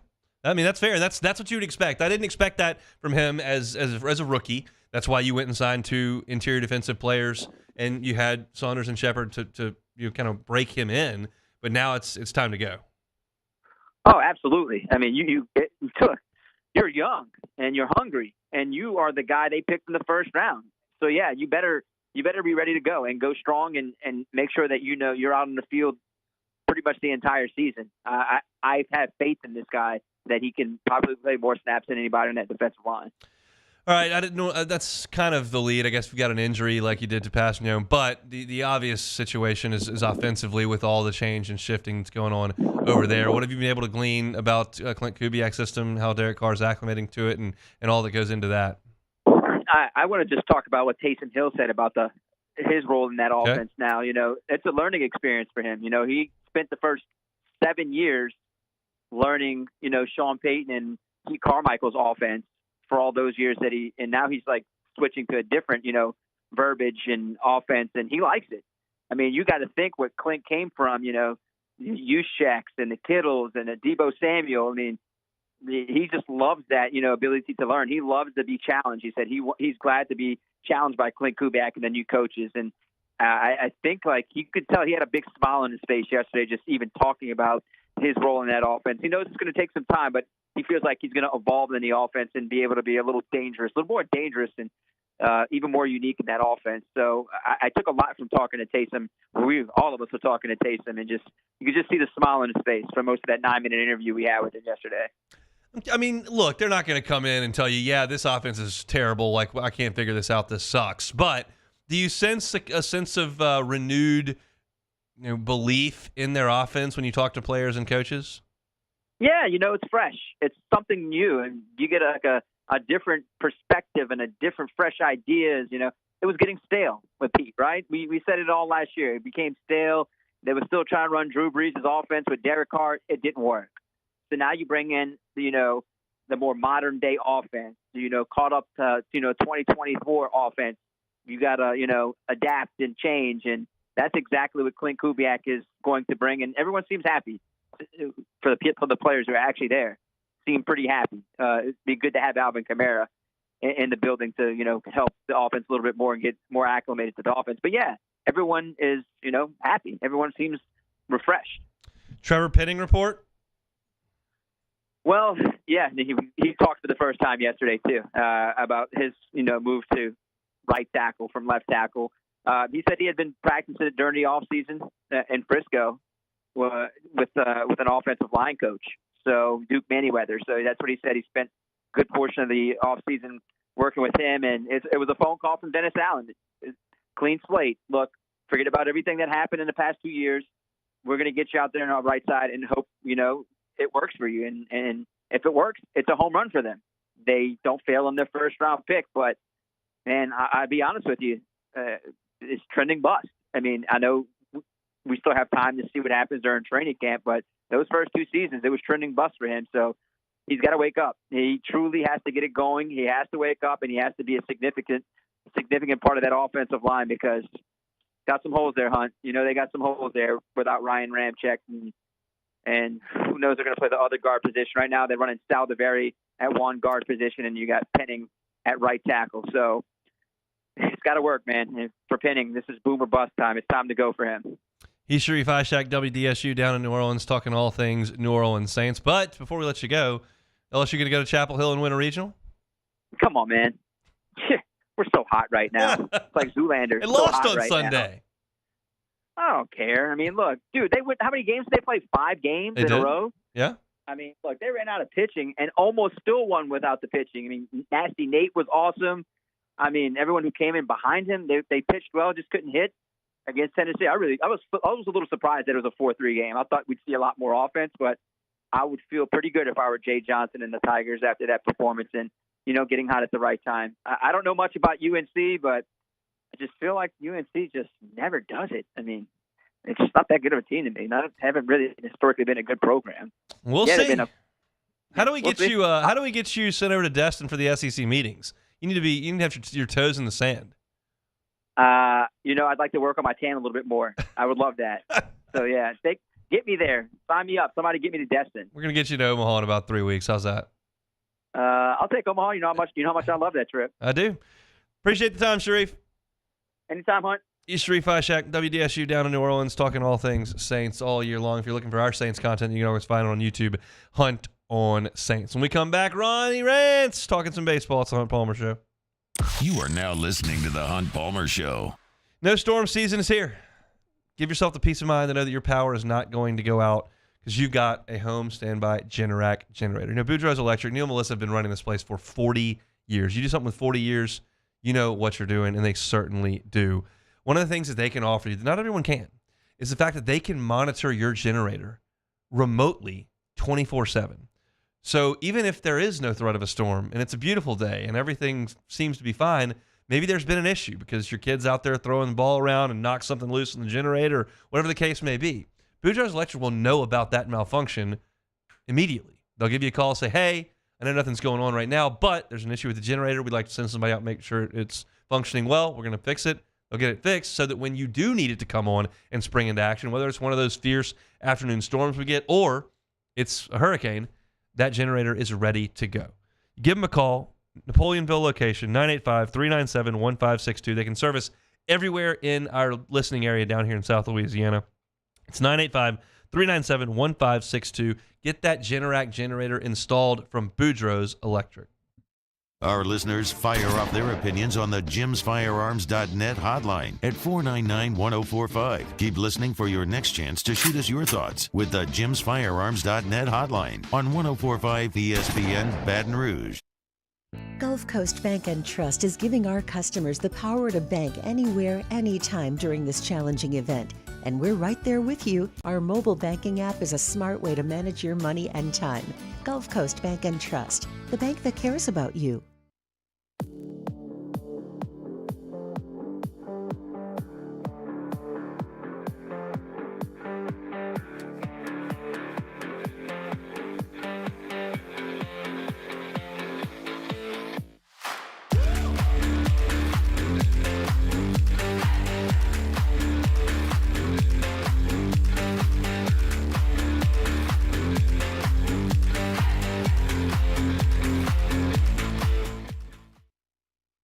Jerry and Benny Payne began Central Plumbing Company out of their driveway in Tanglewood subdivision.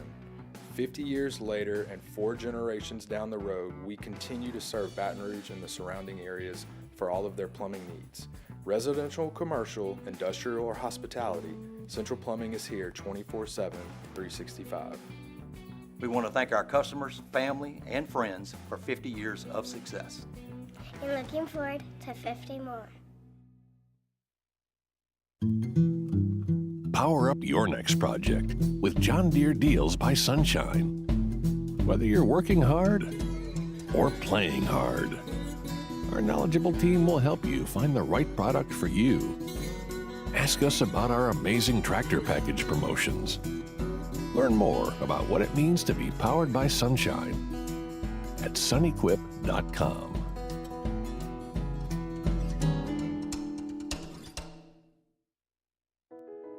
I've been doing business with Luba for 25 years. They're dependable, trustworthy. It's just the attention to detail with our clients. Our folks have years and years of experience. They're highly trained professionals, but many companies have that asset. What I'd like to think makes Luba a bit different is that we use those talents in a way that truly is dedicated to serving the needs of the folks who depend on us. When it comes to ending cancer, we push forward, always working together for you.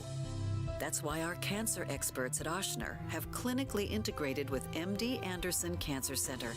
This means advanced cancer care, including access to life-saving clinical trials and integrating care to treat the whole you.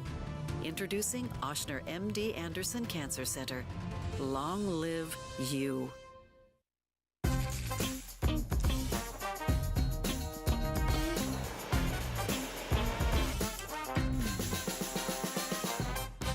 Thursday edition of Live at Lunch from Jolie Pearl Oyster Bar and Town Square Pizza. Both Dwayne Colucci and Matt Humas join us from Las Vegas, and we're getting you ready for the NCAA baseball tournament. Live at Lunch, 11 a.m. Thursday on 104.5 ESPN Baton Rouge.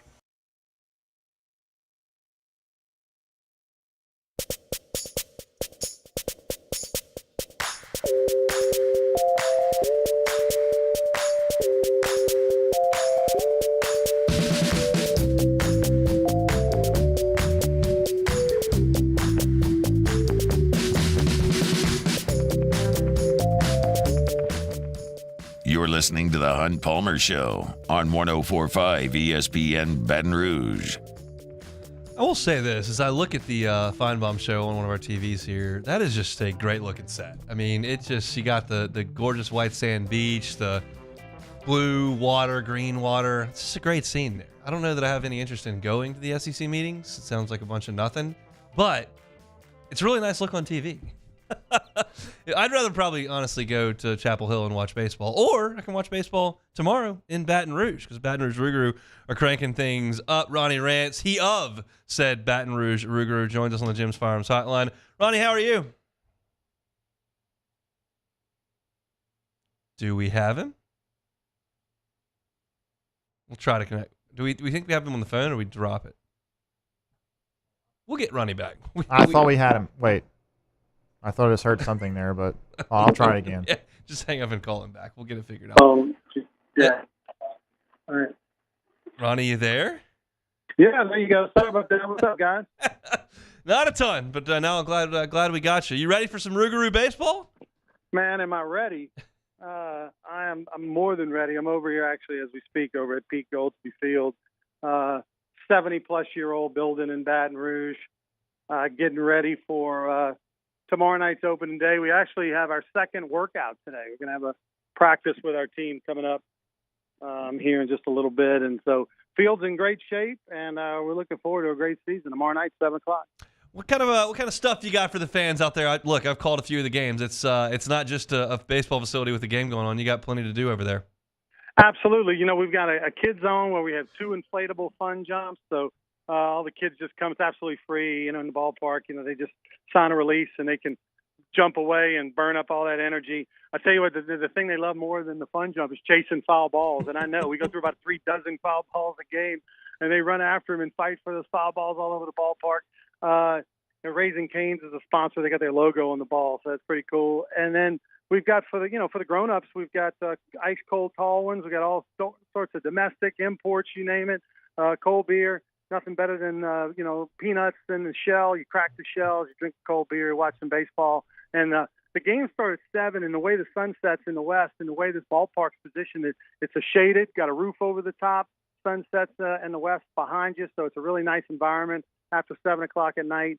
And, wood bat. It's the way the game was intended to be played. It's not the dink of the aluminum. It's a wood bat. It's professional baseball with college players in the summer from all over the country. We've got entertainment in between every inning, literally every inning. We've got entertainment going on down on the field with a lot of the interaction with the fans. And during Fridays, we have the Jerry Lane Chevrolet fireworks show. So during the 7th inning stretch, it's not just the thing take me out to the ball game, but we actually stop the game for 5 minutes, have an awesome fireworks show. It's fantastic for the kiddos and the adults alike. I've enjoyed my time there, and just signed up to call some games earlier with Mr. Krysan earlier today. I know that a couple of years ago, last year, said you were a little late to the party roster building. I anticipated that this year y'all got a little bit out in front of that. Yeah, absolutely. I feel really good. James Dillard is our head coach. It's first-year head coach for us, but he's a salty veteran of the summer collegiate baseball world. He's a high school coach over in Texas, but in the summertime for years, he's been coaching college baseball all over the country, in Alaska and northern up in Ohio. But mostly he's been in the Texas Collegiate League, and he's won championships in this league. He's an assistant and a head coach. So he knows how to put together the roster and also how to manage it, because you have guys in the summertime, especially pitchers, you might have this guy can throw 25 innings, or this guy's working to only be a reliever, or this guy's only going to get 7 starts. And so you have to manage a little bit of the in and out with some of the pitching, and that's sort of a challenge that you don't have to deal with in the spring, and he's excellent at it. Looking to go out to Pete's Goalsby and catch the Rougarou, you can check out the website, brrougarou.com, for the schedule and walk up. It's a great opportunity all summer long to watch a little college baseball here in Baton Rouge. Ronnie does a fantastic job with all of it. LSU Fighting Tigers going to go up to Chapel Hill and play on Friday. How much different do you feel about this team today than you did 5 weeks ago? Whew, wow. Isn't it like 2008 all over again? It really is. Minus the 23 in a row, which was crazy, and it was a record at the time. But no, it really is kind of like that season, though. Realistically, 4 weeks ago, we're thinking this team's not in postseason. This team, they had to sweep Ole Miss, in my opinion, to be a lock to get into the NCAA tournament with 13 and 17. And they did, which is incredible. They hadn't swept anybody all year. The 10th week of the year, they finally sweep an opponent. So that was a low percentage play. And then they went on a great run, and, it was the old format, double elimination. You never know. But they're a different team. And they've got 2 stud dominant pitchers. They finally have roles for their relievers. The offense, has got some guys just in fuego right now with Milam and White, and Jones just continues to hit bomb after bomb. So they have an identity, I feel like, and some consistency on the mound and in their lineup. How do you feel about those roles for the relievers outside of Herring? I think the first time they got a chance to go win a ball game, he's coming in. But where do you think the other guys kind of fit? Well, I think they have a lot of confidence in Gavin Guidry right now. Last year he was like a surprise. They had injuries. They had guys not doing well. They were just desperate for anybody, and he gave them some good moments last year. But now he's been super dominant at times, and so I think they like him in a lot of different roles. I think they have faith in him in closing as well as bringing him in the middle of the game. So he's somebody that they definitely, I think, believe in. Ackenhausen has pitched in a lot of different roles: closed, long relief, starter. And obviously the 2 1/3 innings that he pitched last time around were the best 2 1/3 he's thrown probably as a Tiger. So he's hitting his stride about right now. And then everybody else is a little bit of maybe a 50-50 coin flip. But the way that Jay Johnson's managing the bullpen, it's kind of like, you're in there for an inning, in the first sign of trouble, you're out. And I think part of that is because most of them haven't shown haven't earned that credit, haven't earned the ability to work through some things. But Ulloa is a guy that I know it's been up and down, but I just somehow think his stuff is too good. He's 93, 95. He's got a good breaking ball. He's a veteran guy. His heartbeat is a little bit slow. I wouldn't be surprised if Ulloa somehow gives them some good innings and maybe comes on the scene like a Thatcher Hurd did a year ago. Let me go big picture for a second, Ronnie, if I could. You played in an era where Fullerton and USC and Long Beach and Wichita State and a lot of those teams were good year in and year out from all over the country. And I just did a mock draft thing with the first round, and it's just all SEC guys. And LSU's played in the middle of that for 11 weeks now, and now they're coming out of it a little bit. Do you think that they are more prepared and maybe have an advantage in that the talent level is going to dip with everybody they play until they get to Omaha because of what the SEC has become in this era of college baseball? Well, there's no question that they're prepared. You know, the toughest league in the country is not an overstatement. It is a dogfight each and every week. Anybody can beat anybody. You know, even the Missouri and Auburn. You know, Missouri took 2 out of 3 from Florida. Missouri they swept them. Swept them. That's right. You know, they beat LSU. You know, they were dangerous. Auburn, you know, is a guy that can beat you. They obviously took one from the Tigers. So, and there's no question in my mind. And no disrespect to say the Raging Cajuns, but do you really think UL's better than Auburn? You know, I think if you put Auburn in the Sun Belt Conference, they might do about the same. So it's just you can't take the 13th, 14th place team in the league. They haven't gotten there yet to be able to say that. But no, are they prepared? Yes. But also at the same time, though, they're taking on everybody's best. You know, even though they haven't played Wofford, they're going to face Wofford's best. And just like in high school baseball, colleges at any level, they've got 1 or 2 guys. You know, they might not have 7 guys. They might not be able to, if you lined up LSU's 1 through 10 pitchers or 1 through 10 hitters, they don't have that. But they got 1 or 2 of each. Yeah. And so it only takes 1 game. We'll see you out of Goolsby all summer long, Ronnie. Thanks for some time. Hey, I really appreciate the support for the Rougarou. I look forward to you on the call with Tommy Krysan. Thanks for pinch hitting. I appreciate it. Absolutely. He's Ronnie Rants, owner of the Baton Rouge Rougarou. They'll be out there tomorrow. First pitch, 7 o'clock if you want to check out some baseball. As we mentioned before, if you're just a baseball purist that loves it, it's high-level baseball. It's college baseball. But you also, if you have a kiddo that likes some baseball and maybe doesn't want to lock in for 9 innings but wants to go do the bounce house and eat some peanuts and while you drink something cold, it's a great opportunity to spend some time with the family out there, and it's really, really affordable. Sometimes it can get a little pricey going to see the Pels or LSU football or even going out to the box at times. Not in Texas Collegiate Summer League. You can do it really, really affordably all summer long. So Ronnie does an awesome job, and we appreciate him giving us a little bit of time here on this Wednesday. We got 1 segment left. We'll step aside, come back, and close things out on a Wednesday edition of The Hunt Palmer Show. You are now listening to The Hunt Palmer Show. Every shot, every goal, ESPN Bet has fans covered for the biggest moments on the road to a championship. The exclusive sportsbook of ESPN is the only place to find special offers and promotions from your favorite ESPN shows and personalities throughout the playoffs. New users can get a bet reset up to $1,000 in bonus bets if your first bet doesn't win. So download ESPN Bet today. What a play. Must be 21 or older. Gambling problem? Call 1-800-522-4700 in partnership with LeBares Lake Charles. Terms and conditions apply. See app for details. In times of need, get a full list of phone numbers, websites, and other important emergency information on the Demco Stormwatch page at 1045ESPN.com.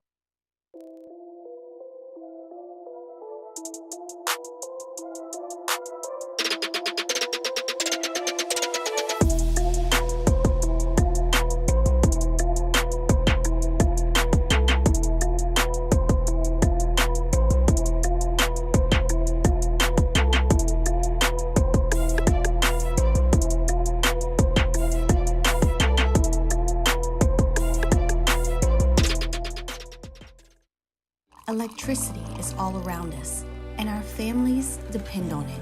Every day is sparked by the power of a cold drink or a warm meal, a movie night, and a comforting light at the end of a dark hallway. From sunrise to sunset, playtime to bedtime, our team is ready to take care of your electrical needs. Even in the case of an after-hours emergency, the light in your life shines brighter with Mr. Electric. When it comes to ending cancer, we push forward, always working together for you. That's why our cancer experts at Ochsner have clinically integrated with MD Anderson Cancer Center.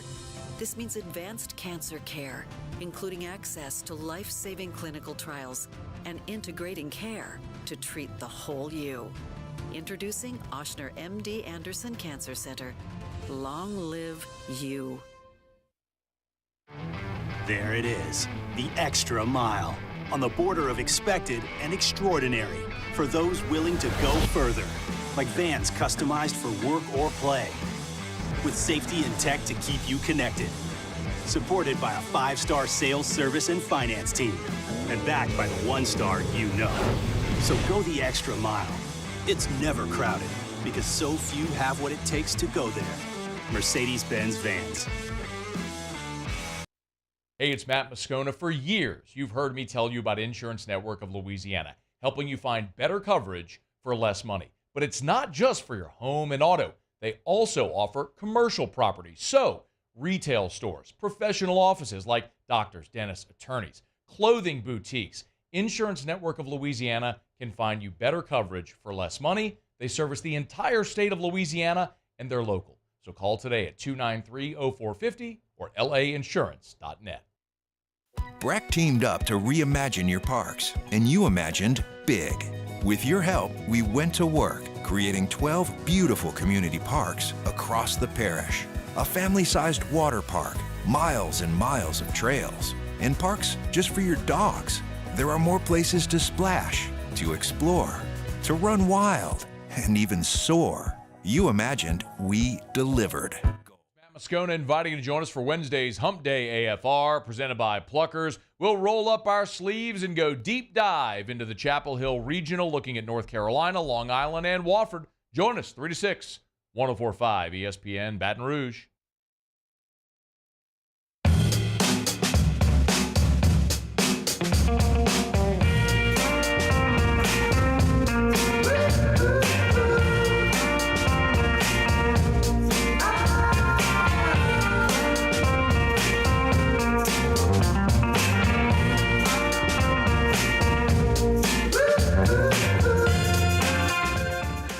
Our Rad Dad contest is back, presented by Roaming Shot Outdoors and Shooting Range. Upload a picture of your dad doing dad things to 1045ESPN.com for a chance to win him a Blackstone grill with all the accessories, one long-range shooting school class for 2 from Roaming Shot Outdoors and Shooting Range, steaks from Chris's Specialty Foods, a Hawk soap gift basket, and a full throttle package from Finish Line Haircuts. We'll be choosing a winner June 14th. Happy Father's Day from Roaming Shot Shooting Range and 104.5 ESPN Baton Rouge. This is the Hunt Palmer Show on 104.5 ESPN Baton Rouge. Really fired up for tomorrow's show. We'll have Chris Blair from Chapel Hill. We'll have Joe Healy from D1 Baseball. They've previewed all the regionals over there, specifically on his side of things, the SEC angles. We'll talk about that as well as what he expects to see up in Chapel Hill. May try to get Demui on tomorrow as well, because Friday is just kind of going to be up in the air. Like, it's an 11 o'clock first pitch our time. We're on the air at 1. I would imagine if it's a traditional game, it'll end right about the midway point of our show, and we'll certainly react to it at the end. But if there's some sort of weather or it's a slugfest or whatever the case may be, and it may run through the show on Friday, Friday is just completely up in the air. So tomorrow is really our last look at this regional to preview it. Maybe reacting to things on a Friday show, but that remains to be seen. So looking forward to that. Paul Skeens just now taking the mound up in Detroit for his Pittsburgh Pirates. Beck, I was looking at the Pirates lineup. I was looking for Javi Baez. You could just go ahead and pencil him in for the Golden Sombrero if he was in the lineup. Oh, yeah. He is not in the lineup today, Ooh. So that's probably a wise move from Detroit. I don't know if he's hurt or not or whatever, but he would have no chance against Skeens at this point. He's striking out way too much. So they decided, we'll go ahead and not put him out there against the guy that throws 103. So we'll see what Skeens can do in this, I guess, his 4th outing as a Pittsburgh Either 4th Pirate. or 5th. I'm not sure exactly, but it'll probably be a good one. Yes, most likely. The Tigers are not great. So we'll see. But for now, let's play some Take It or Leave It. All right, first one here. Stephen A. Smith says he's concerned for the future of sports media, saying, "Where the hell are we going?" Stephen A. has been part of the downfall. Take it or leave it. I'll leave it. I mean, Stephen A. was a reporter for the Philadelphia Inquirer. He was. And a good one by all accounts. I don't like that style of show. I don't like to listen to him on those shows. I don't like to listen to Skip Bayless on those shows. I don't like to listen to Shannon Sharp on those shows. I don't really like to listen to Mad Dog Russo yell and scream on those shows. Like, I don't watch them, but it shows up on my social media feeds because I get a lot of sports stuff in there. When Mad Dog puts together some stupid list that's just wrong so that Stephen A. and him can yell at each other about it, like, that's not interesting to me at all. But I think the downfall of quote-unquote sports media is not Stephen A. Smith yelling at 10 o'clock in the morning about the Dallas Cowboys. It's the fact that everyone is now in the media. Everyone has access to everyone. So when we cover things now, we're doing it with whoever Joe's sidewalk, cell phone that he captured something on, and everyone can comment on things via Facebook and Twitter, and you can't trust anybody to be correct anymore like you could 50 years ago, because you can just put whatever you want on social media, and it's all an echo chamber, and like everything's been watered down because everyone is in the media. Yeah. I don't care about the shock jocks. I don't find them interesting. But that's not the issue. The issue is that everyone's everywhere all the time. And I do also think that part of it, along with the social media aspect of it, is that you've got all these guys who are insiders trying to be the first person to have a scoop. Yeah. And not a lot of times, but there are times where there are guys that are just trying to get something way too quickly, and they haven't really corroborated the sources on it, and they will say something that is erroneous, so you can't necessarily always trust what they're putting out there. Well, you can monetize clicks, whether you're right or wrong. You can monetize clicks, and so it's more important to get people to click on it than it is to actually be correct. Now, if you do it too many times and completely lose all credibility, then you've gone too far. But there's something to be said where you got to try to be a shock jock to get people to click on your YouTube video, and I'm not gonna do that. All right, moving on here. Charges against world number 1 Scottie Scheffler were dropped this morning. Take it or leave it. You got to take it. Yeah. His attorney, Romines, says that based on numerous eyewitness accounts and testimonies that Scottie Scheffler never drugged this cop. Yeah. Now, that's his attorney talking, so I'll take that for what it's worth, but there's no video of him dragging the cop. And we today got video of him talking to the policeman when he's in handcuffs and in the car, and Scottie's nothing but respectful and calm and does not drop the "I'm Scottie Scheffler." Like, the only thing you heard him say was, "I was really late for my tee time," which would have been a hint to some cop that, hey, this guy's supposed to be in the tournament. But like, he also said, like, you drug the guy and he's got scrapes and he's getting treated by EMS. I'll be really honest with you. I mean, I realize that I'm younger than most cops because I'm younger than most professionals, period, at 35, 36. But if I skinned my knee, I don't know that I'm getting looked at by EMS. That's just kind of where I am on this. This feels like, based on the evidence that we have seen, a massive misunderstanding and overreaction is what it feels like. Yeah, I don't see how anyone else can view it otherwise, because there's no body cam footage, and the only video we have is Scottie Scheffler pulling away as a cop is kind of like running towards his car, and he stops as soon as he sees him and starts talking to him from there. So I don't really know how else to view it. It is going to be probably the biggest story in golf this year, although it seems to me that it's really a non-story at this point. Yeah, I mean, the only way it becomes a story is if he goes and wins the U.S. Open, and then they go, well, you robbed us of a chance to the Grand Slam because he shot 66 on Thursday. Was it Thursday? Friday. He got back. After he got released, and then on Saturday he threw up, and then he played well again on Sunday. So, yeah, I mean, that makes it a story again. Yeah, and by the way, he actually finished tied for second the last tournament last weekend, so he is going to be fine. Last one here, the Timberwolves will be the first team ever to come back from 3-0 down. They won last night. It's now 3-1. Take it or leave it. I'm going to leave it because that's what you have to do, but I'm not ruling it out. No. I'm not ruling it out. I don't think the Mavs are infallible. I don't think they're way better than the Timberwolves, and I think the Timberwolves are good. It's going to be difficult, obviously, because like LSU baseball, you put yourself in that big a hole. It basically has to go perfect the rest of the way. And for them, one Alex Milazzo throw wide to first base is going to spell doom. But I'm not going to rule it out. Like, do you think they can do it? Yeah, they can do it, of course. Yeah, they absolutely can do it. It can be done. There have been teams that are down 3-0 that could have done it too. They just didn't. But the Timberwolves, I think, are equipped to do it. They've got 2 all-stars. They got two top 10 players in the NBA, maybe top 15. But Anthony Edwards has played better than almost anyone in the playoffs so far this year.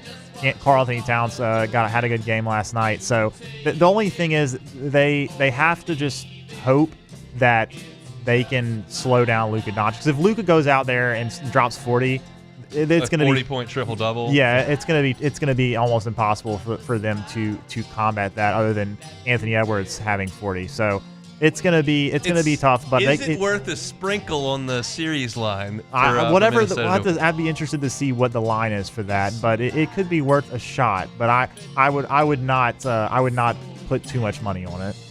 All right, that's it for Take It or Leave It here on this Wednesday. Opened up the show today talking about Wofford and their pitching numbers, specifically their ace, Zach Allen, and their offensive numbers and what I think about them. You may say it's purple and gold glasses. I'm just telling you how I feel about it.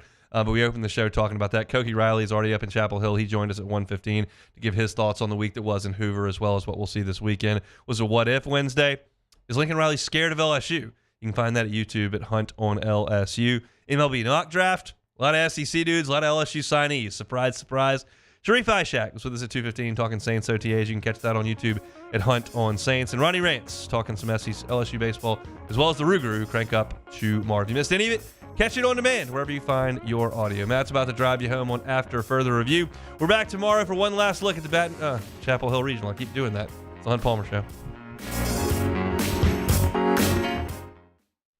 Gulf Coast Office Products is a nationally recognized Savin office equipment dealer based right here in Louisiana. Over 100 employees strong, Gulf Coast has the boots on the ground to support all vertical markets, from education, engineering,